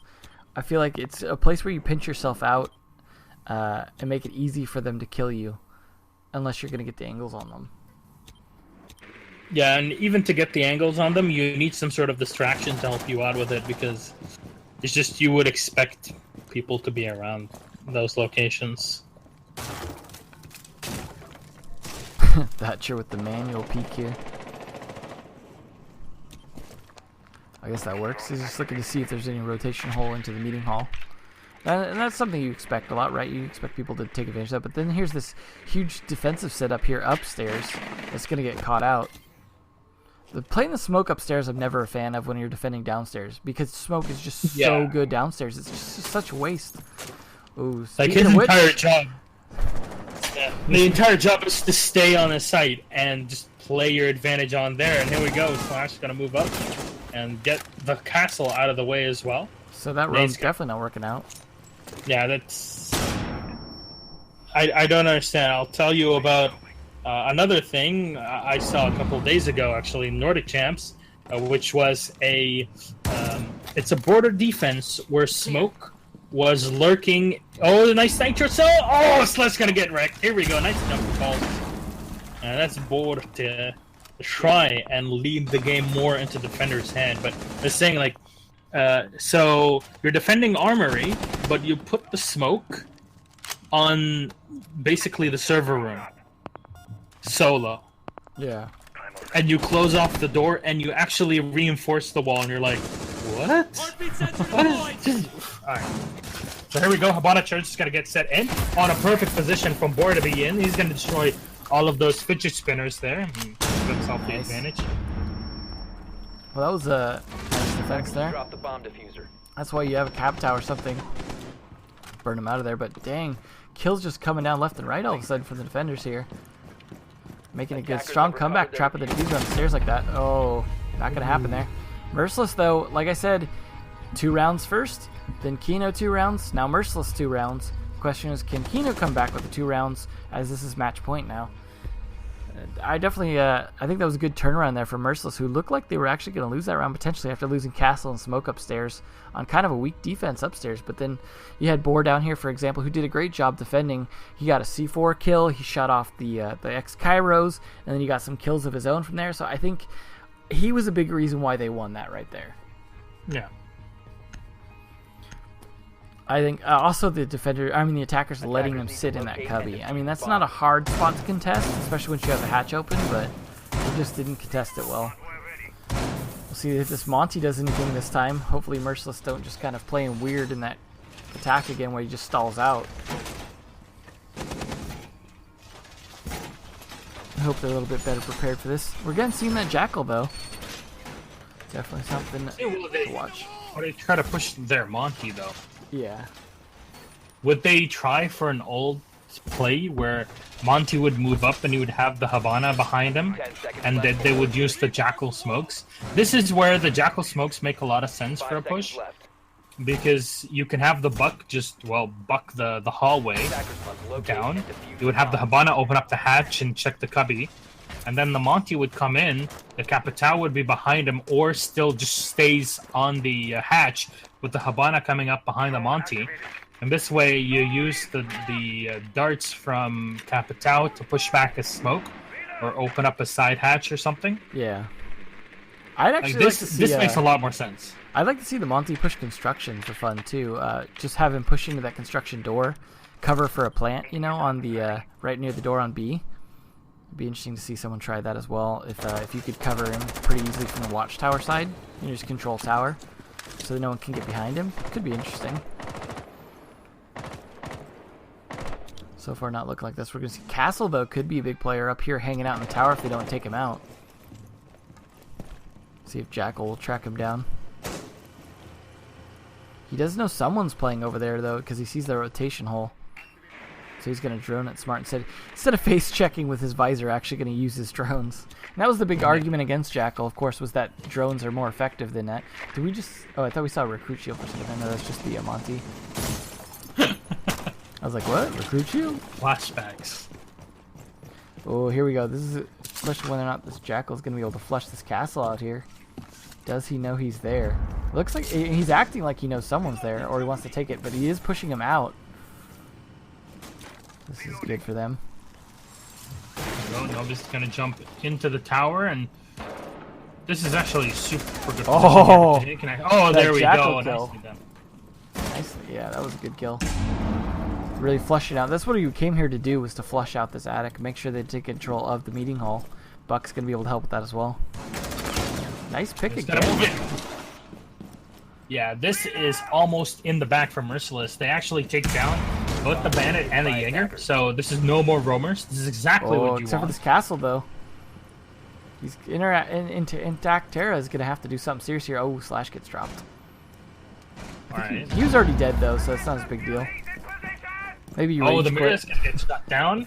This is a bit odd because their entire push as well needed that Jackal to stay alive with the smokes, but this turns suddenly into TDM. 36 seconds remaining, and all of the gas nades have been used up. Oh. Nice shot directly on a PX. And this is why you want to have the Capital to force the smoke into another position to take him Nice out. smoke kill even. Unfortunately- What was that? He already saw it. That's been out for a few seconds. He was going for the plant, I think. Recovered the diffuser. So that's unfortunate for him. But now the plants attempt to come in again. Smoke Still has his ammo, but no canisters. Left. Oh, the shotgun doesn't save the day. And there's Merciless taking map number 1.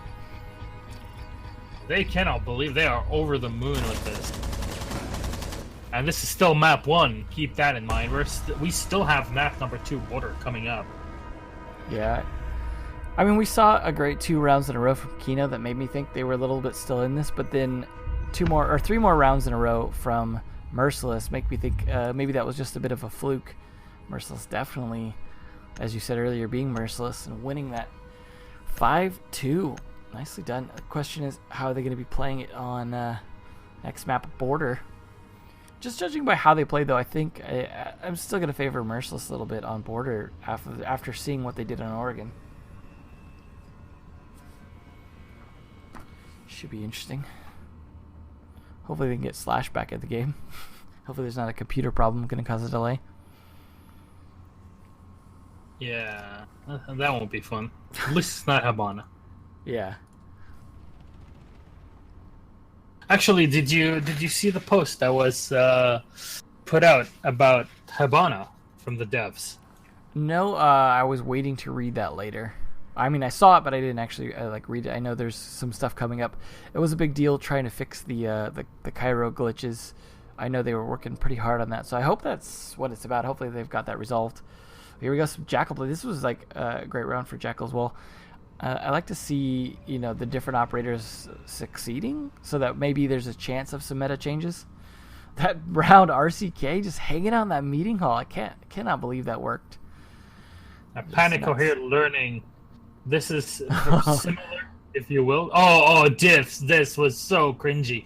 PX somehow able to get the kill, even though he was still running up in a quick peek. I like that pre-fire there.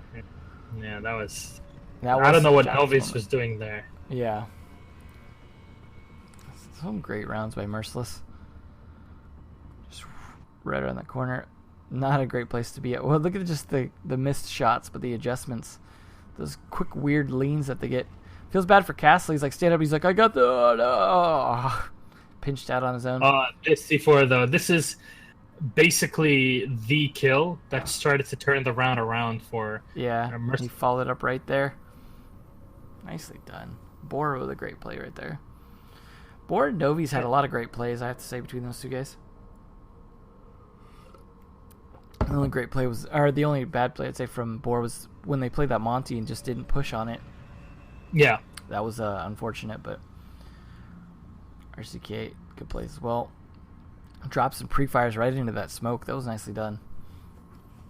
Yeah, at that point, this is the thing with Rainbow Six, especially, where if you know your enemies are not in a certain spot, you know exactly where they are.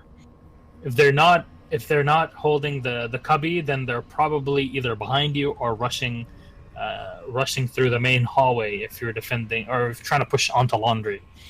So you know where to pre-fire. Yeah, you heard it here first. Siege the thinking man's COD. Well, it kind of really is. This is something that we see a lot where it happens in CS as well. It's not exclusive to Rainbow Six, but still, if you're playing, there's a lot of information being moved in around your teammates and to you. You're like, okay, well, everybody knows. You're saying this is clear. Well, now I know where they are. And this is why you'll see some pros just spray through walls, so certain walls, or rush into certain places pre-firing, because it would make sense. Yeah. Cool. Well, we're going to cut to a quick break here, just give it a little quick rest before we maybe finish it up with the second and maybe last map, depending on how they play here. So we'll be right back, throw on the tunes, but we'll be back for some action in just a moment. Hopefully they'll be ready to start the game then. Fingers.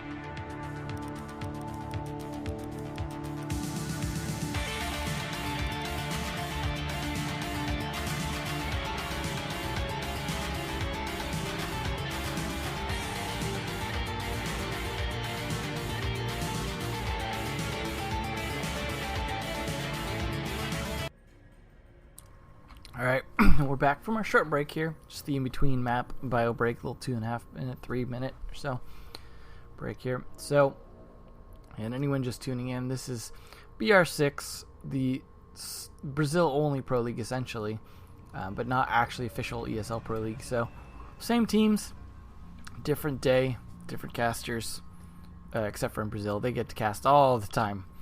Andre and Otavio spending all their time at the studio, probably just live there. That's their gaming house. So. They actually don't live too far away from it. Oh, that's good for them, yeah, because they're there a lot. So. Yeah, I can imagine what it was like for you guys back in Katowice when you were still there. It's like, hey, let's take an Uber every day to get... Pretty much. So, we are on match number 2, which is Merciless versus Operation Kino. So far, being merciless against Kino, winning the first map 5-2 on Oregon. We're going to be going over to the next map, which is going to be Border. First time seeing Border today, second time seeing Oregon. And then possibly Consulate, depending on whether or not Kino can bring it back on this map. Hard to say, but based off what I've seen so far, I'm thinking maybe we will not see Consulate. A lot of Jackal, though. We'll see if Jackal's a weird one to play here on Border as well. Sounds like they're getting the game started already, though. That's good to hear. I like how they have the webcams. I love the fact that you actually get the face cams and stuff like that to see them. Like, I really hope that EU and NA can get to this point, you know, with the lands and the cool environment and all that stuff in the future. Well, what a surprise. They're going to start Armory Locker's Archives. Something new here. Locate and defuse as many bombs as they can. All right. Nothing unconventional on this map so far. Yeah, it's pretty standard operator picks. See where the windows go up, though. I mean, it looks like they're setting up for a typical one. I mean, I wouldn't say Pulse is always standard on this, depending on how he plays it. But still a good pick. It's fine. Yeah, you'll just probably see him play around with the valve around the tellers below or something like that, instead of staying on the site here. Depending on his timing, he could be helpful in trying to C4 Blackbeard out the ACE window, but they didn't actually bring one, so... Attackers are moving out to locate a bomb and defuse it. Attackers have dropped the bomb diffuser. Here's how this is going to go Attackers have down. recovered I mean, their I think diffuser. usually Blackbeard's a little more standard on this attack, but Sledge is fine as well.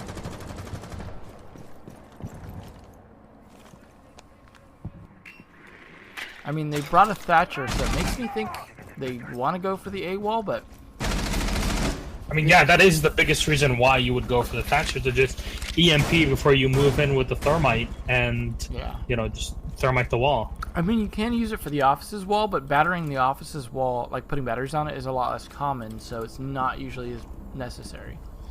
Yeah, especially in the case where there is no bandit, you're not really going to be worrying about any of these batteries. Yeah, no bandit or mute is definitely, I think, generally a bad idea.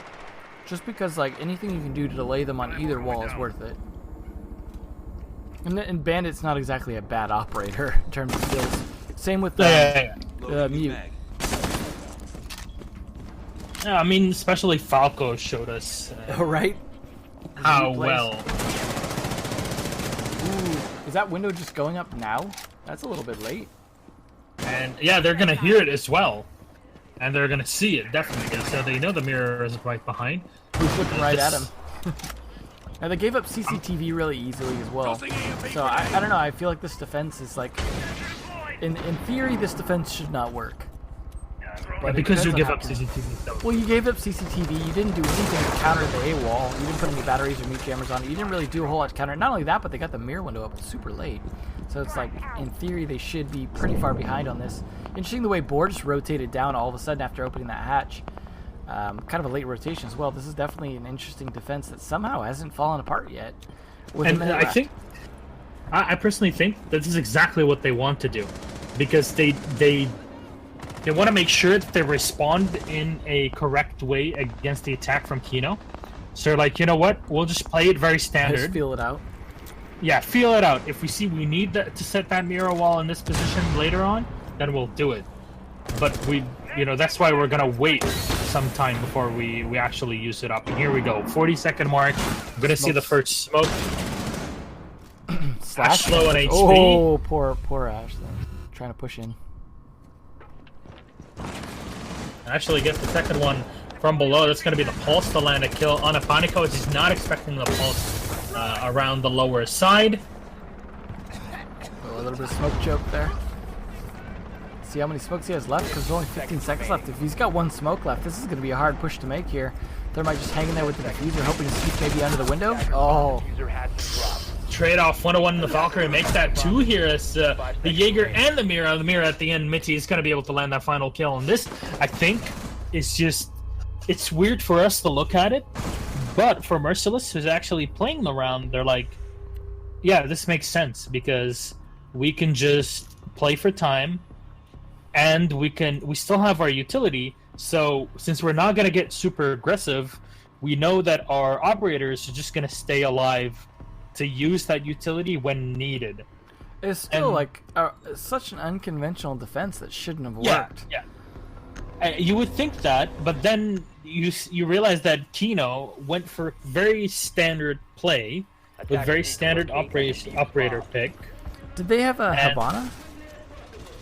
Because if they did and they didn't, they did. If they didn't open that window, the window on the small office, that was a huge mistake on their part.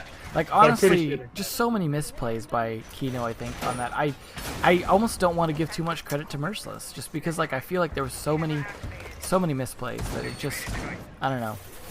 We'll see though. That was the first round, and that's usually the feel out round. But we are going to see our second time Glass today from Merciless. 10 seconds to Interesting choice, as opposed to a Blackbeard, for example. go. 5 seconds to insertion. See if that factors in. Yes, up and running. Attacker's objective is to locate a bomb and defuse it. So this is a lot more standard of a defense. They actually have a bandit. This is a standard Glass as well start. But here's the thing, you don't have an operator with smokes this time around. Reloading. So you don't have a billion smokes like you used to No, with it's just this him exact same smoking for setup. himself, right? Yeah. But hey, that's not bad. 3 smokes is still a lot in terms of like being able to get some effective kills. You don't need, as long as you get the ADSs out first, right? Yeah, it basically gives you 10 to 20 seconds of actual operation time on the Glass, like using his full potential. It's not like he's useless outside of the smokes either. He's just extremely useful with them. Ooh, this could be good. Just barely gets away. Interesting play though. You don't usually see a push like that. Oh, RCK though. Start things off with that kill. He's going to be taking down the Val, so at least one of the roamers being taken out first. RCK is going to keep spraying through, hoping for a shot to connect. Woo! Did that connect on the Mira? No, but it went right next to her. Oh, He's going to get pushed as well. Definitely trying to counter him. He's giving away a lot of his positional information shooting through this wall, and they're trying to counter it, but looks like they're not going to be able to. Bandit took a bit of damage as well. He's trying to rotate. Oh, nice kill there, but he gets traded easily by a Claymore. Oh Didn't my see god, it. the Claymore. Feels bad. That's actually the revenge. Yeah. Oh, nicely done. Novi's Another getting one-on-one traded. trade. There goes PX though. 2v2.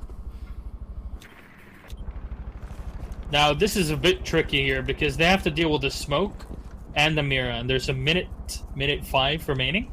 So the smoke is still very effective if they can locate where the attackers would be coming in, because if anything, they can at least isolate one of them or force them to take damage before rushing into an objective.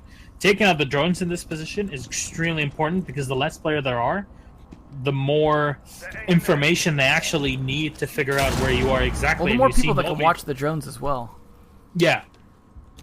So you basically get a bit more utility out of the drone, especially when you're in a 2v2 situation like this. Drone's going to move in from Melty right into the locker. The armory here. Just checking the desk. Nobody's standing in there. Though, as I say that, Doc is going to move in. Oh my god! He missed those. Oh! What was that? Nice play by nice flick there from Merciless, managing to win that when they probably shouldn't have. That should have been an easy kill there for Smoke to get both those, but I think he waited a little too long maybe. Try and do that. God. Second round on the board for Merciless. brutally taking this. Gets the last kill at the last second. I mean, they should have probably peaked both. At least the defenders should have peaked at exactly the same time. But the attackers moved in and they instantly adapted. At least the Thermite instantly adapted and turned around and looked at the desk room as he saw the mirror still Attackers unopened, need to locate and but also defuse the as wall many bombs taken as they down. can. So, Yeah. but Well, you don't now, get that instant headshot from the smoke. No. Attackers have located a bomb. And it sucks too because he's on the SMG-11, so he's got to land those shots because on a reload he's easy to kill. But they're going to be forced now to go downstairs because they won the top floor. So I'm curious to see how they're going to set this up because they set up, I think the top floor very weird, and I would say poorly just in terms of things that they could have done easily. But I don't know, they could potentially pull this off as well. But this is where the Pulse I think makes even more sense, is playing him down here. 10 seconds left. Curious to see. Like they have a buck at least this time. I'd almost 5 want them to seconds bring a remaining. fuse, but fuse can be kind of hard to land anything with down in that workshop because it's so big. Attackers' objective is to defuse a bomb. See if this is going to be a quick 5-0. The way things are going. This is how we saw the other. Oh, the peaks there. Oh my god, almost and taken Half down. health, yeah. That's going to make him angry. I You mean, won't like him when he's angry. what we saw last map was Merciless taking the first two, then Kino taking the second two, then Merciless going 3 in a row. So far, the pattern is repeating itself. So, depending on whether or not Kino can actually bring this back, but losing half the health on Buck right at the beginning is not a good start for that. Drone's ready. So we'll see. It's definitely got to be feeling off-putting, right? When you don't expect the roamers upstairs to peek you like that.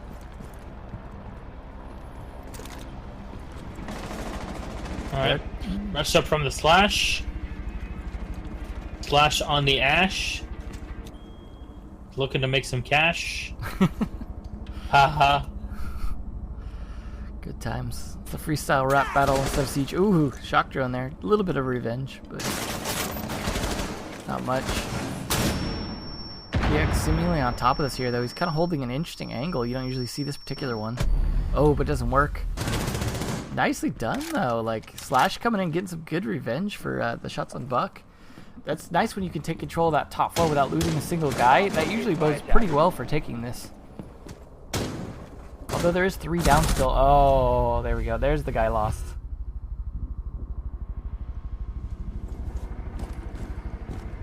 Mitty now getting 1 kill. He's prepping with the C4. Oh boy. He hears the buck above, so this might be the moment to use the nitrocell. Gotta judge it appropriately and misfires. Oh, fortunately. Oh, but he spots him here. Drops intact. Nicely done. The reload took too long. He can't finish the kill now. Ah! Feels bad because now they actually can get him up if he doesn't get the other guy. And he's not going to. I think actually Buck might get picked back up. Wow. There he is. All right. Feels bad. Nice try though. But it's definitely looking like the attackers are going to win this. We might see Operation Kino's first win here. Again, like I said, the pattern from last map continuing. There's Intact getting one after he got downed. Gets the revenge on the guy who downed him. And now Merciless left with the pulse and the smoke. Not really the combo you usually would want to see, but Panico is going to get dropped by RCK. Well done. There's still Nitrocell here available on Boar. And as they see the Thermite, this might be the moment to go for it. Boar was going to get 1, rushes up to the second, but Boar is already going to get the kill. Ducky's still alive. Gonna miss here with the shotgun, but RCK peeks again. Gets the headshot. Are we in Season 1 again? Ben Affleck is excited there. For good reason. They shouldn't have won that, but they did. Again, another round where they shouldn't have won. Like, playing 2 up top is generally not a good idea for the reasons you saw. It was an easy pick on the 2. Personally, and I usually base my opinions off of what I've seen, not just what I think. And what I've seen is generally that if you play 2 up top, you'll lose those 2 without doing much damage. And that's what we saw here. So that's why you play 3 up top. But the 2 downstairs just did some serious damage. Actually, the 3 downstairs, rather, because you had Mitty doing some good damage. Although he didn't finish off the kill on the Buck, and that really backfired. But still won that round, so that's 3 up. Merciless breaking the pattern from last map. Looking like they could potentially 5-0 this. Especially now that they get to go back upstairs next time. Yeah, and we don't always talk about this unless we're like on land or something, but morale has to be a thing that you have to think about at this point. Especially on land. Yeah.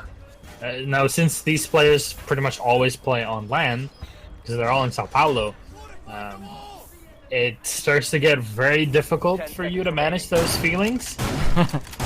Yeah, being Latin American, you got that Latin blood, right? The passion. Yeah. They're in general players that are very, very emotional, and that can backfire on you at times if you're not able to control these. And this is where the in-game leader role becomes very important in order to, control everybody. And here we go. You see RCK on 4-0, 5-2 for Mitty. Not too shabby. Yeah, they've got a few players there getting some kills on that team. The top 3 there. Not bad on Kino in terms of kills, but they're just not getting any wins. Is the problem. Like, kills aren't everything for sure, and this is where you see that, where like even if you got a few frags, Interact almost taking some more damage from below. That was close. Bit of damage. Gonna have to fall back, at least 20% taken here from the splash. And now Novice on the Ash is gonna push in. They do have the glass to play with. So they move in, start droning things up. Well, at least they spot the mirror wall in the back. Thatcher here, Boar, moving in, droning up the waiting room. Not gonna find anybody. Just sets up his drone in that spot. Did he spot the bandit in the back? I don't think so. But a good EMP shot here that's gonna disable the bandit batteries in the back behind the mirror wall. This really opens the thing up for the Hibana, who's now starting to weaponize her fidget spinners. Still 5v5 though, at a minute 30 left. Bandit's still got 3 batteries left. What was he doing with those? We really should have had him on that wall right there. Could have saved his life. Oh, the team kill though. At least he gets one for it. RCK gonna get dropped. Finally, he gets killed, and this time it's by his teammate. Oh, he's waiting around for him. The Ash gonna get picked off by Minty and Borg.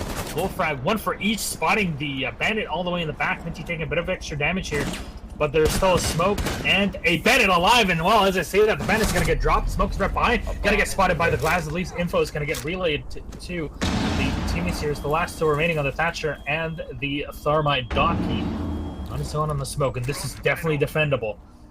But he only has 1 shell in that shotgun, and with the SMG-11, if you don't reload on time, he should be here. They should know exactly where he is. Yeah, this is definitely not looking great for the smoke. Docky kind of in a tight position. Like that Boar's watching the flank. Plant gonna come down.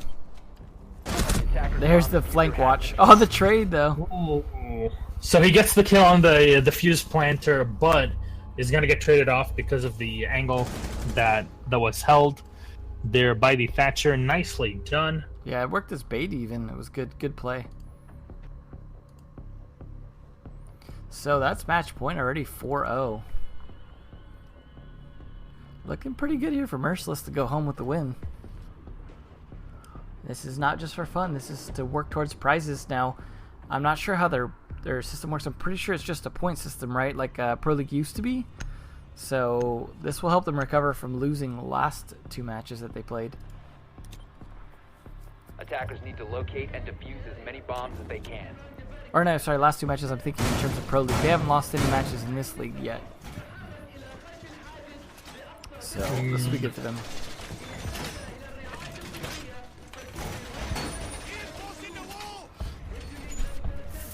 Maybe some of this stuff will work in Pro League when they go back to it, but so far it looks like it's only working against Kino. Yeah, I don't think those would work out too well. Against like Santos.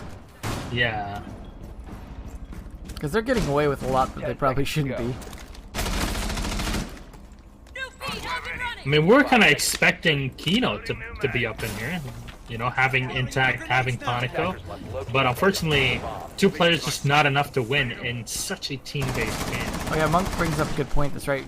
2 losses and you're out of Pro League because the Pro League's still using the bracket system. So both teams are already out of Pro League. So this is their chance to make some money in this league since they're not going to be doing it in Pro. And the thing is, like, the instant you qualify for Pro League, you're already making some cash. Yeah. But the Pro League is definitely top heavy in any region, Yeah. which makes sense.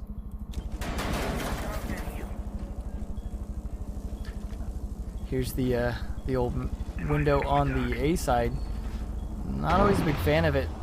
There's going to be the batteries going down, so at least they brought batteries this time. Something they didn't do last time, so. So they've already lost one guy. Kino actually looking a little better this round. Smoke playing in this room of all places in CCTV. Yeah, I saw this last week. Weird. And I didn't understand why you would have the smoke in there, to be honest, but I guess they lose out on... Oh my god, Slash. Gets the kill on an RCK. Oh! Bolt is gonna jump up behind him! What was that? He's going to finish it off with a smoke. Oh, did he trigger it in time? He did. Yes! Oh, dude, this is so awkward. Oh, Novus 1-to-1 trade off a Slash, but the Mira gets the kill and it suddenly turns to 1v2. The Mira's still alive. Gotta go for the reload. But if you can flunk around this glass, it's definitely doable. Yeah, I don't know if this could be clutched out, but he's like, at least he's still alive. Minute 20 left. Plenty of time for both people to figure each other out. Does he give away his position too early? Oh, he does. And the flank doesn't. He misses too many shots. What's happening? I'm gonna have a heart attack. With the ITA. What is going on?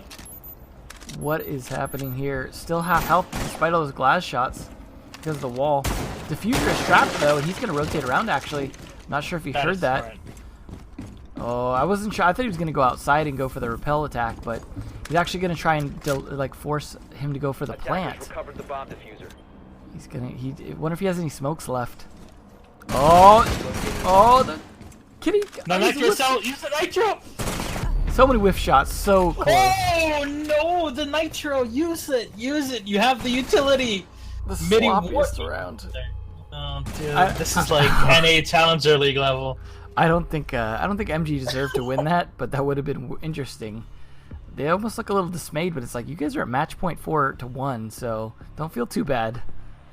Like the fact that you almost clutched it is even kind of awkward. So that was definitely the weirdest round. I don't know, but this is this all started, in my opinion, with having the smoke in CCTV. Yeah, that was weird. I mean, you did get a kill from there, but it was definitely a strange one. Defenders, protect your bombs from being defused by attackers. We got Fabian in chat as well. Oh god. Yeah. Time to turn off the stream. Rip. What's up, Fabi? Bomb located by attackers. You know I love me some NA Challenger League. Every Thursday. On ESPN. Yeah. Someday we'll get there. Yeah, guys, you didn't know this, but Emzo now works for ESPN doing Rainbow Six broadcasts. Yeah, that would be interesting. Oh, it'll get to that point. 5 seconds remaining. Attacker's objective is to defuse a bomb. So here's a Glaz and a Blackbeard, of all things. Merciless gonna just be like, man, let's just bring all the sniping power we can. Shoot him before we even go in. This will be interesting to see if this works out, though. I mean, obviously they've won every round except for that last one. So there's a good chance they'll win this one, but they are definitely changing their lineup regardless.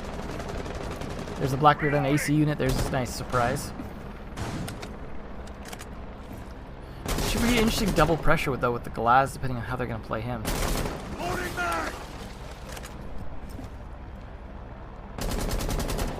Now, I almost like the Glaz more on the AC unit because the angle he gets, the one that Blackbeard's using right now, like the little banana highlighter really helps with that. Oh, the trade. Oh, wow, that peak. Yeah, I actually do agree because not only because of the highlighter, but because your bullet does so much more damage. It just destroys the wall too. Yeah. Just open it up from there. Yeah, so you have the bullet physics that go into it, but you also have the damage that goes in. So a single bullet going in there will actually do a lot more than just the Blackbeard sitting in the back. It's a lot easier to make those shots as well with the recoil control. It almost looked like Glaz was like waiting to like shoot out a C4 or something. Interesting. Now Interact looks like he took quite a bit of damage from that Blackbeard peeking it. Looks like he's kind of the loser of that battle so far.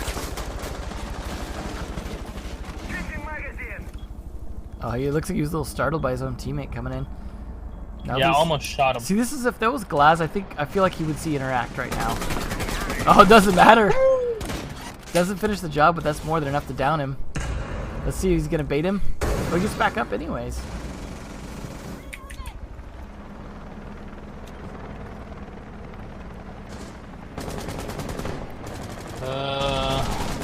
So Mitzi's starting to move up bit by bit here. The Val is so low on HP right now. If he gets the kill on Blackbeard, that'd be huge. Oh, He's trying to get the there's angle the on, first kill. Finally happens. Oh, and the Bandit runs up very quickly. That's 1-to-1 trade with 35 seconds remaining. So looking good for this to be a closeout here, potentially, if they can just get enough progress to plant here. Thermite finally opening it up. There's a kill. 2 down on the attackers now. How will Merciless Oh. live with this? Well, they won't be able to do that much. Is this really gonna be like the P-Rex Penta comeback yet again? Oh, wild. Yeah, I don't know. I mean, it's looking good for Oh, defenders here. Mitty Oh, so turns close. around 180s. So close. Kino feeling like, okay, maybe we could do this, but 2 rounds in a row is what they got last map, and that didn't save them. So they're gonna have to step it up a little bit more. Merciless looking like they're literally sweating. Literally. Literally. I love how chat doesn't believe that there's barely any delay. Yeah. Like there is none. They're playing on LAN. Why Yeah. would we ever want to have delay? Literally the only point for the delay is to prevent stream sniping, and I don't think they're gonna be stream sniping LAN. Yeah, it's all for you EU onliners, not for the BR ones. They always play on Protect your LAN. bombs from being defused by attackers. Which is cool, because no delay is nice. Delays are annoying to have. Yeah, I agree.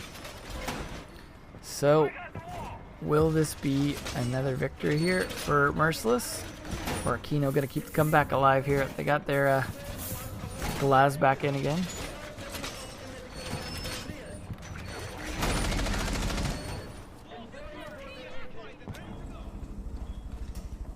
Device positioned.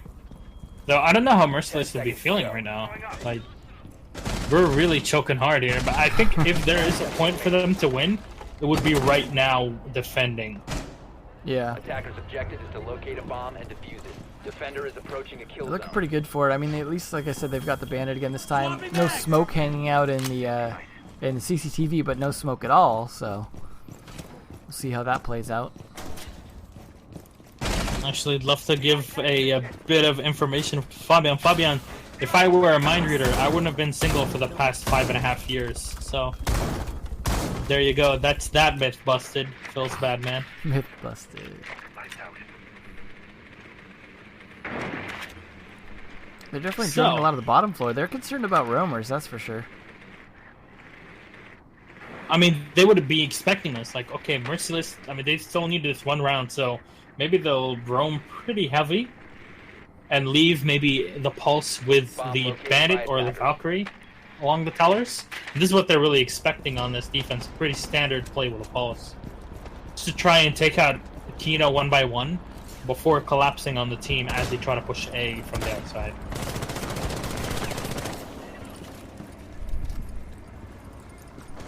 Deploying heartbeat sensor. So far, not a lot of progress other than taking CCTV. Seem to have the pulse playing up here. See if that factors in.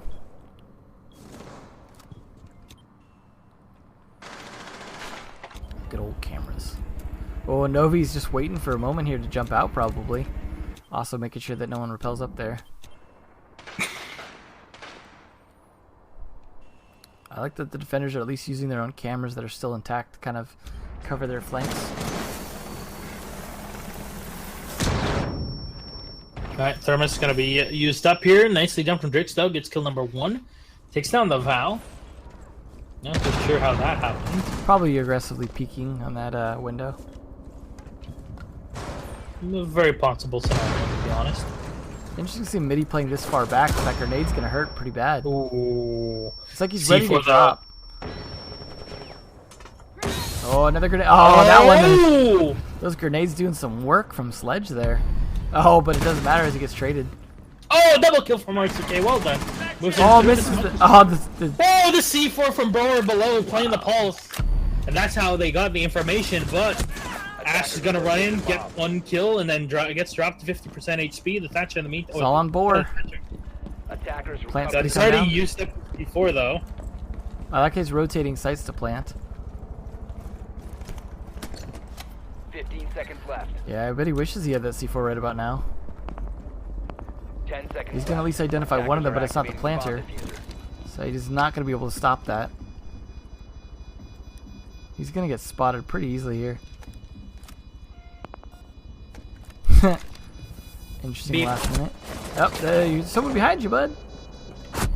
Nope. No, there we Kino go. with third round in a row. The comeback is real. Could see overtime even here. This is starting to look like Penta versus Pedux all over again. Oh. Merciless looking like, what are we doing wrong here, guys? They win the rounds they shouldn't and lose the rounds where they make the right adjustments. Strange. Well, now Operation Kino gonna have to go down to the less good bomb site.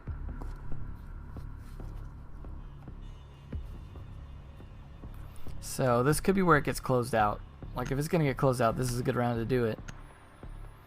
Curious to see if they're gonna play 2 or 3 up top. Obviously, Merciless somehow got Attackers away need to with 2 up locate and top. defuse bomb. Hardware ready.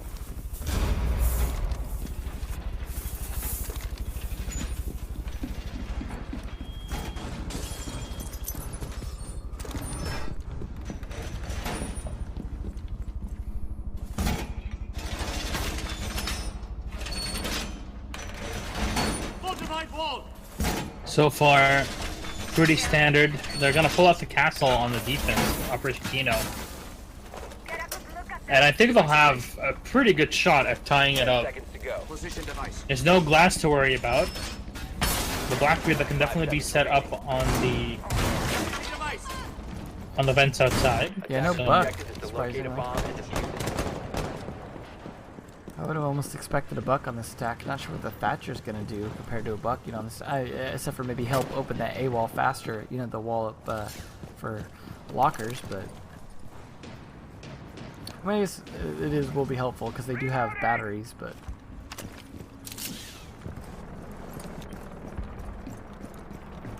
it's interesting to see if I wonder if Merciless have just gotten on tilt at this point or not. They don't seem to look too happy.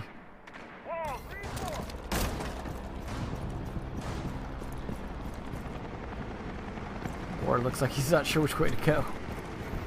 What map are we playing on again? It's Border. Ah. Thank you. I'm gonna drone up the stairs. Moving up, midi. You see Novi's moving in. Just opens up the tiny hole in the wall. Ooh! Feels Slash bad. spots it right behind the mirror wall. Nicely done.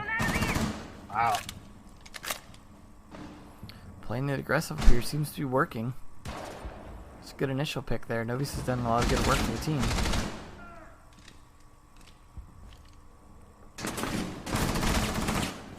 Slash is not going to work against Blackbeard there.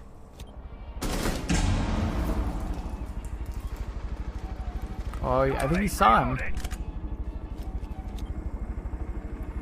Just this back and forth, slashing. Clearing the way. Reloading. Oh, finally getting thrown. Slash. Habana already opened up the side wall, and PX trying to get a couple of shots down onto the bandit just for revenge for his fallen Ash. Fortunately, won't be getting much here. Oh, the battery doing its job. Why would you do that? Why would you do that? 1 minute left and they still haven't killed any defenders up here. This is not looking good at all. This is looking like we're going to see overtime at this rate. But why would he fire the Habana shot? I don't know. I Right might have not seen the onto an electricity. electrified wall. Sometimes it's hard to see that electricity depending on the angle. Yeah, I get that a lot with the women. Oh. About again. So here we go. Low on HP is the bandit. Attackers bomb Still Blackbeard trying to move up. Push finally What's coming gonna? here. Oh, Rescue is gonna frag up again. Panico double with one onto Mitty. And they actually leave the smoke, the castle, and the Mira alive, and that is quite a bit to work around with here. Can he spot the Hibana coming down? No, he won't. The castle's trying to move in and get the kill. Should be able to finish up one as he hears RCK hitting the side and gets shot from the back. Nicely done, Drix, with a couple of kills at the end. Absolute god. Well, overtime. Oh, the fancy overtime screen even. No. Got to nerf Brazil. Well, I would have tried to do it in like really trash, like MS Paint with Comic Sans. Yeah. Just the trigger. that sounds about right. Like, yeah, every graphics designer in the world would be like, just kill me now. Might as well use wingdings. So we had 4 rounds in a row from Merciless, then 4 rounds in a row from Kino. So the question is, who's tilted most right now? I'm gonna assume Merciless are really gonna need a breather here. Now they have to attack the better bomb site because they could not get anything going on that last one. That attack just did not seem to like. I mean, they had a Thatcher to attack the wall on lockers, and then spent all their time fighting Bandit on the wrong side. But just did not work out at all. Sort of a panic run in with the diffuser at the last second too. 5 seconds left. Well, this is new and interesting. No, I'm just kidding. That's used plenty in the hallway there. Still not sure I'm a fan of that, but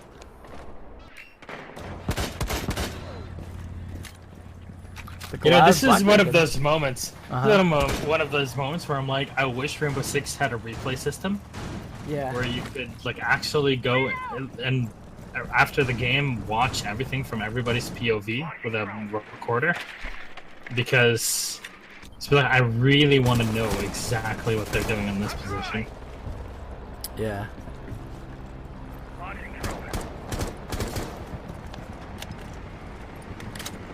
I love how Fabian is criticizing your jokes. Have you ever heard of Fabian jokes? No, but he probably thinks they're jokes. Yeah.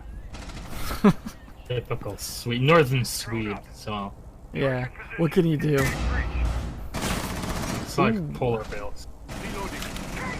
Well, last time Slash was left behind a wall like that, he did pretty good, so they better get rid of him.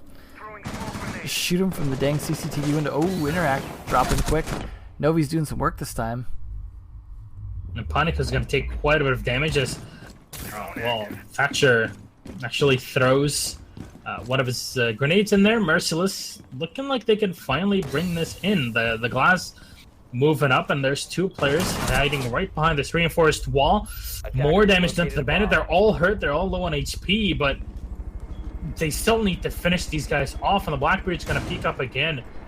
Might just be the moment to rush in with a couple of bullets here. Finally, he's going to get the kill, but both of the Blackbeard's rifle shields are now down.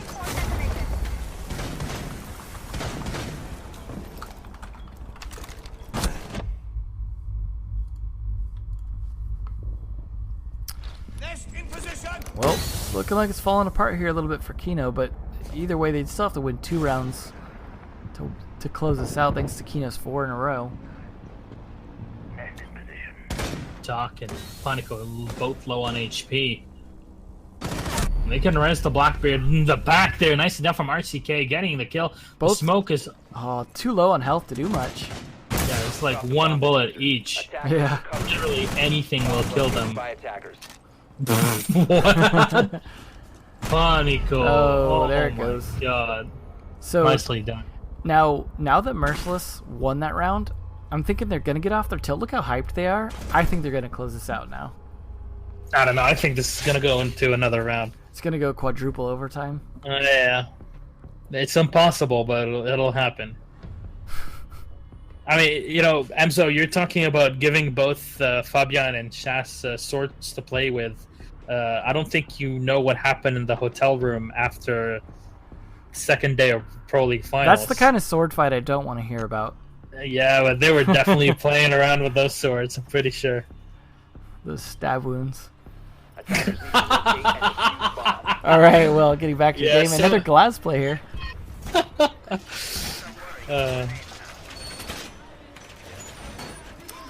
So the question is, are Merciless going to close this out, or are we actually going to see a 6-5? I mean, it started looking like we were going to see a 5-0 from the beginning. I don't know where Kino came from. They just all of a sudden decided to toggle on and just rip 4 in a row. But now that they've gotten stopped, I don't know, man. I still feel like Merciless, once they get back on here, I'm going to rip this up. 10 seconds remaining. 5 seconds to insertion. Again, at least they brought the bandit. Attackers are moving out to This locate time a bomb. around, there's Thatcher to try and counter, but we see no Blackbeard. We see the Glass alone.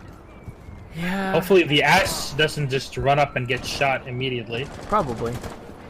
Give it a minute. A lot of people playing downstairs, though. This is something we hadn't seen as much from them. Is this two-person roam downstairs.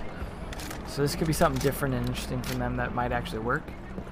I actually like this a lot more than just having one person down below. Oh yeah. Because especially with a pulse, you can use this to a huge advantage. Well, then you If have one can- person guard the pulse, so he can actually use his heartbeat sensor without getting Yeah. a shot.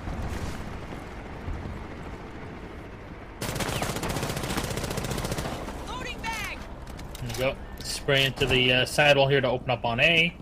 Of course, relinquishing the control over security room from Merciless on the defense. Remember, they still need one more round to take this 2-0. And both of our winning teams today would be able to take a total of 3 points each in the overall league. Looking close, although, 2 minutes in, they haven't gotten any kills yet, but they've gotten control of CCTV. This is a good start for them, at least. Attackers have Grenade's gonna located a get bomb. lopped in. Oh, this can be a sick grenade. Mira's gonna fall back, not take much damage from that. Ooh, there's a first kill, though. Lost that Thatcher. Hopefully he did his job. He did. There's Thermite getting the wall open there. Drone is activated.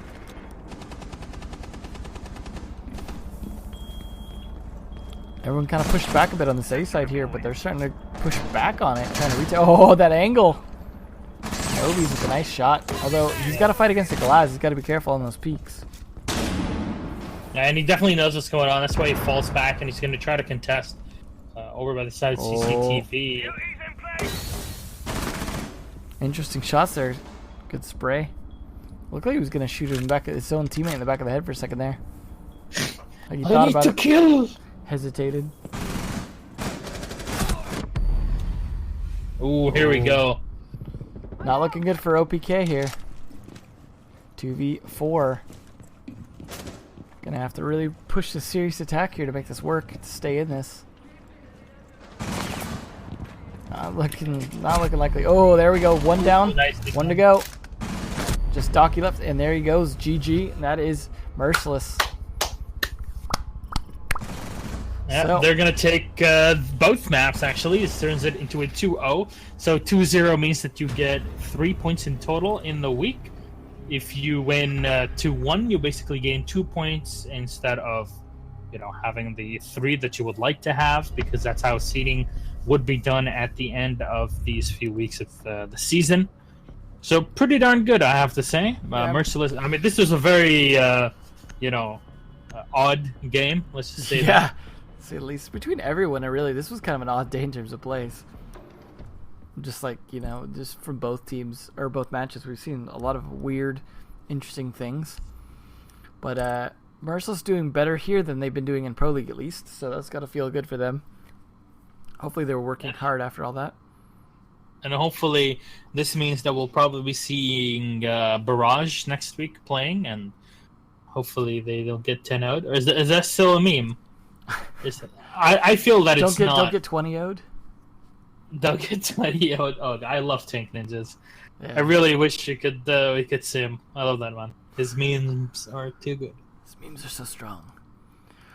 Well, cool. So the rest of this is basically just going to be the Brazilians talking in Portuguese, and we won't know what they're saying. There might be some highlights, but otherwise, here's the highlights. Just talk about these, and then we'll kind of wrap it up, and anyone who wants to watch in Portuguese is welcome to do so. Those trades. That was where the Claymore killed him, I think, even. It's just that shot from behind feels bad. This is pretty panicked, and I still can't believe he won that with the shotgun.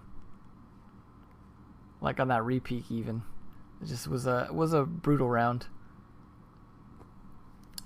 The amount of Glaz play that came out here was surprising too. The Glaz and Blackbeard was definitely interesting. I'm not sure it was like a great choice a lot of the time. I don't think Glaz got a ton of kills overall, like the amount of times he was picked. That Boar just jumping out that window and then finishing it off with a smoke. I like how he triggered it right as he died. So just early enough to get the kill. Yeah, it's like right before he gets tapped in the back. Yeah. Where did he even get shot from? Oh yeah, there we go. So that was the Ash running in and actually taking him. His teammate unfortunately wasn't really, holding the back. Ooh. I liked the 4-round in a row comeback from Operation Kino, though they really put up a good fight towards the end. It just, unfortunate they weren't able to close it out. I like that angle, though. Novi's just a little tiny peek there. And he was smart enough to run away once the Glaz was in play right there. So overall, some great play. Santos ripping it up 2-0 with some insane play. And then Merciless coming on strong. Like, we don't know these guys, but now I'm more interested in what they've got in store.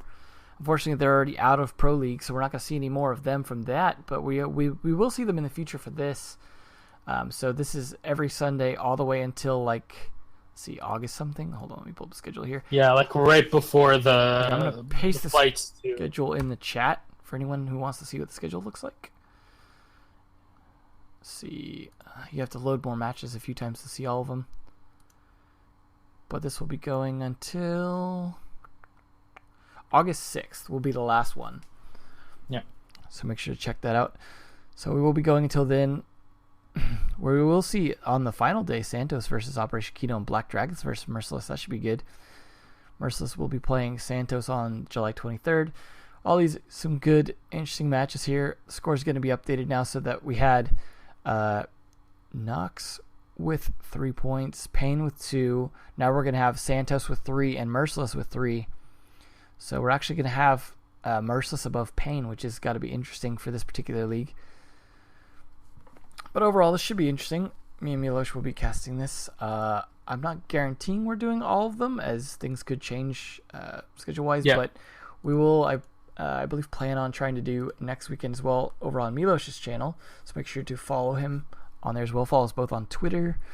Milosh, you're what, Milosh the Medic, Milosh the Mercy on Twitter. Milosh the Medic. It's Milosh the Medic everywhere. I changed it a while as my actual name, but then I realized that if I was gonna do something in esports, I don't want to have my own name as a Twitter handle because it's just impossible for people to look for it. Yeah. But other than that, I mean, every week now, this is basically our plan. We're gonna try to cast the Liga BR basically as Emzo was saying every week, and each week's going to be on a different channel. So today was on Emzo's, next week's going to be on mine, and then next time after that will be on Snakes, and just pick random people. Yeah, just pick any person that you want, and we'll definitely just be switching out for them. Cool. So yeah, that's basically the plan. Tomorrow's Monday, so tomorrow's EU Challenger League, and then followed by NA Pro League. Then Tuesday we're gonna have, well, very very late, at least for us here in the EU, the Brazilian Pro League. Wednesday there won't be any Nordic Challenge basically games because it's not scheduled. But on Thursday, you're gonna be casting the NA Challenger League right after the EU Pro League. Yep. And Friday we won't have much. Saturday as well, and then Sunday it's gonna be Liga Brasileira yet again. The week after that, though, we're going to have the Nordic Champs, so I'm going to be flying out again to Sweden. It'll be nice. I actually love going to Sweden. I've been there now twice, at least to Stockholm, and it's pretty nice. The weather is a lot better than the quote-unquote trash. Stockholm after one of the finals I went out there. It was pretty nice, too. I definitely enjoyed Sweden a lot. Hopefully I'll go out there with you at some point. Hopefully so. Well, and yes, Smolid, I do have to travel to Sweden. Basically, we have 3 game weeks in Sweden. Every week I fly there for a day and then come back the next. It's basically like an entire travel day. Cool. Well, I'm speaking of yawning. I'm tired myself. Got up pretty early. I'm gonna have to actually probably go back to bed at this point. so with that said, I'm gonna peace out. This has been myself, Emzo, and Milosh the Medic for the Brazil BR6. Catch you guys next Sunday. Make sure to catch Milosh tomorrow, as he said, and see you guys in the future. I'm gonna host Razor over here, so make sure to stick around, check him out as well, and we'll catch you guys later. Love you. Oh yeah. Ooh.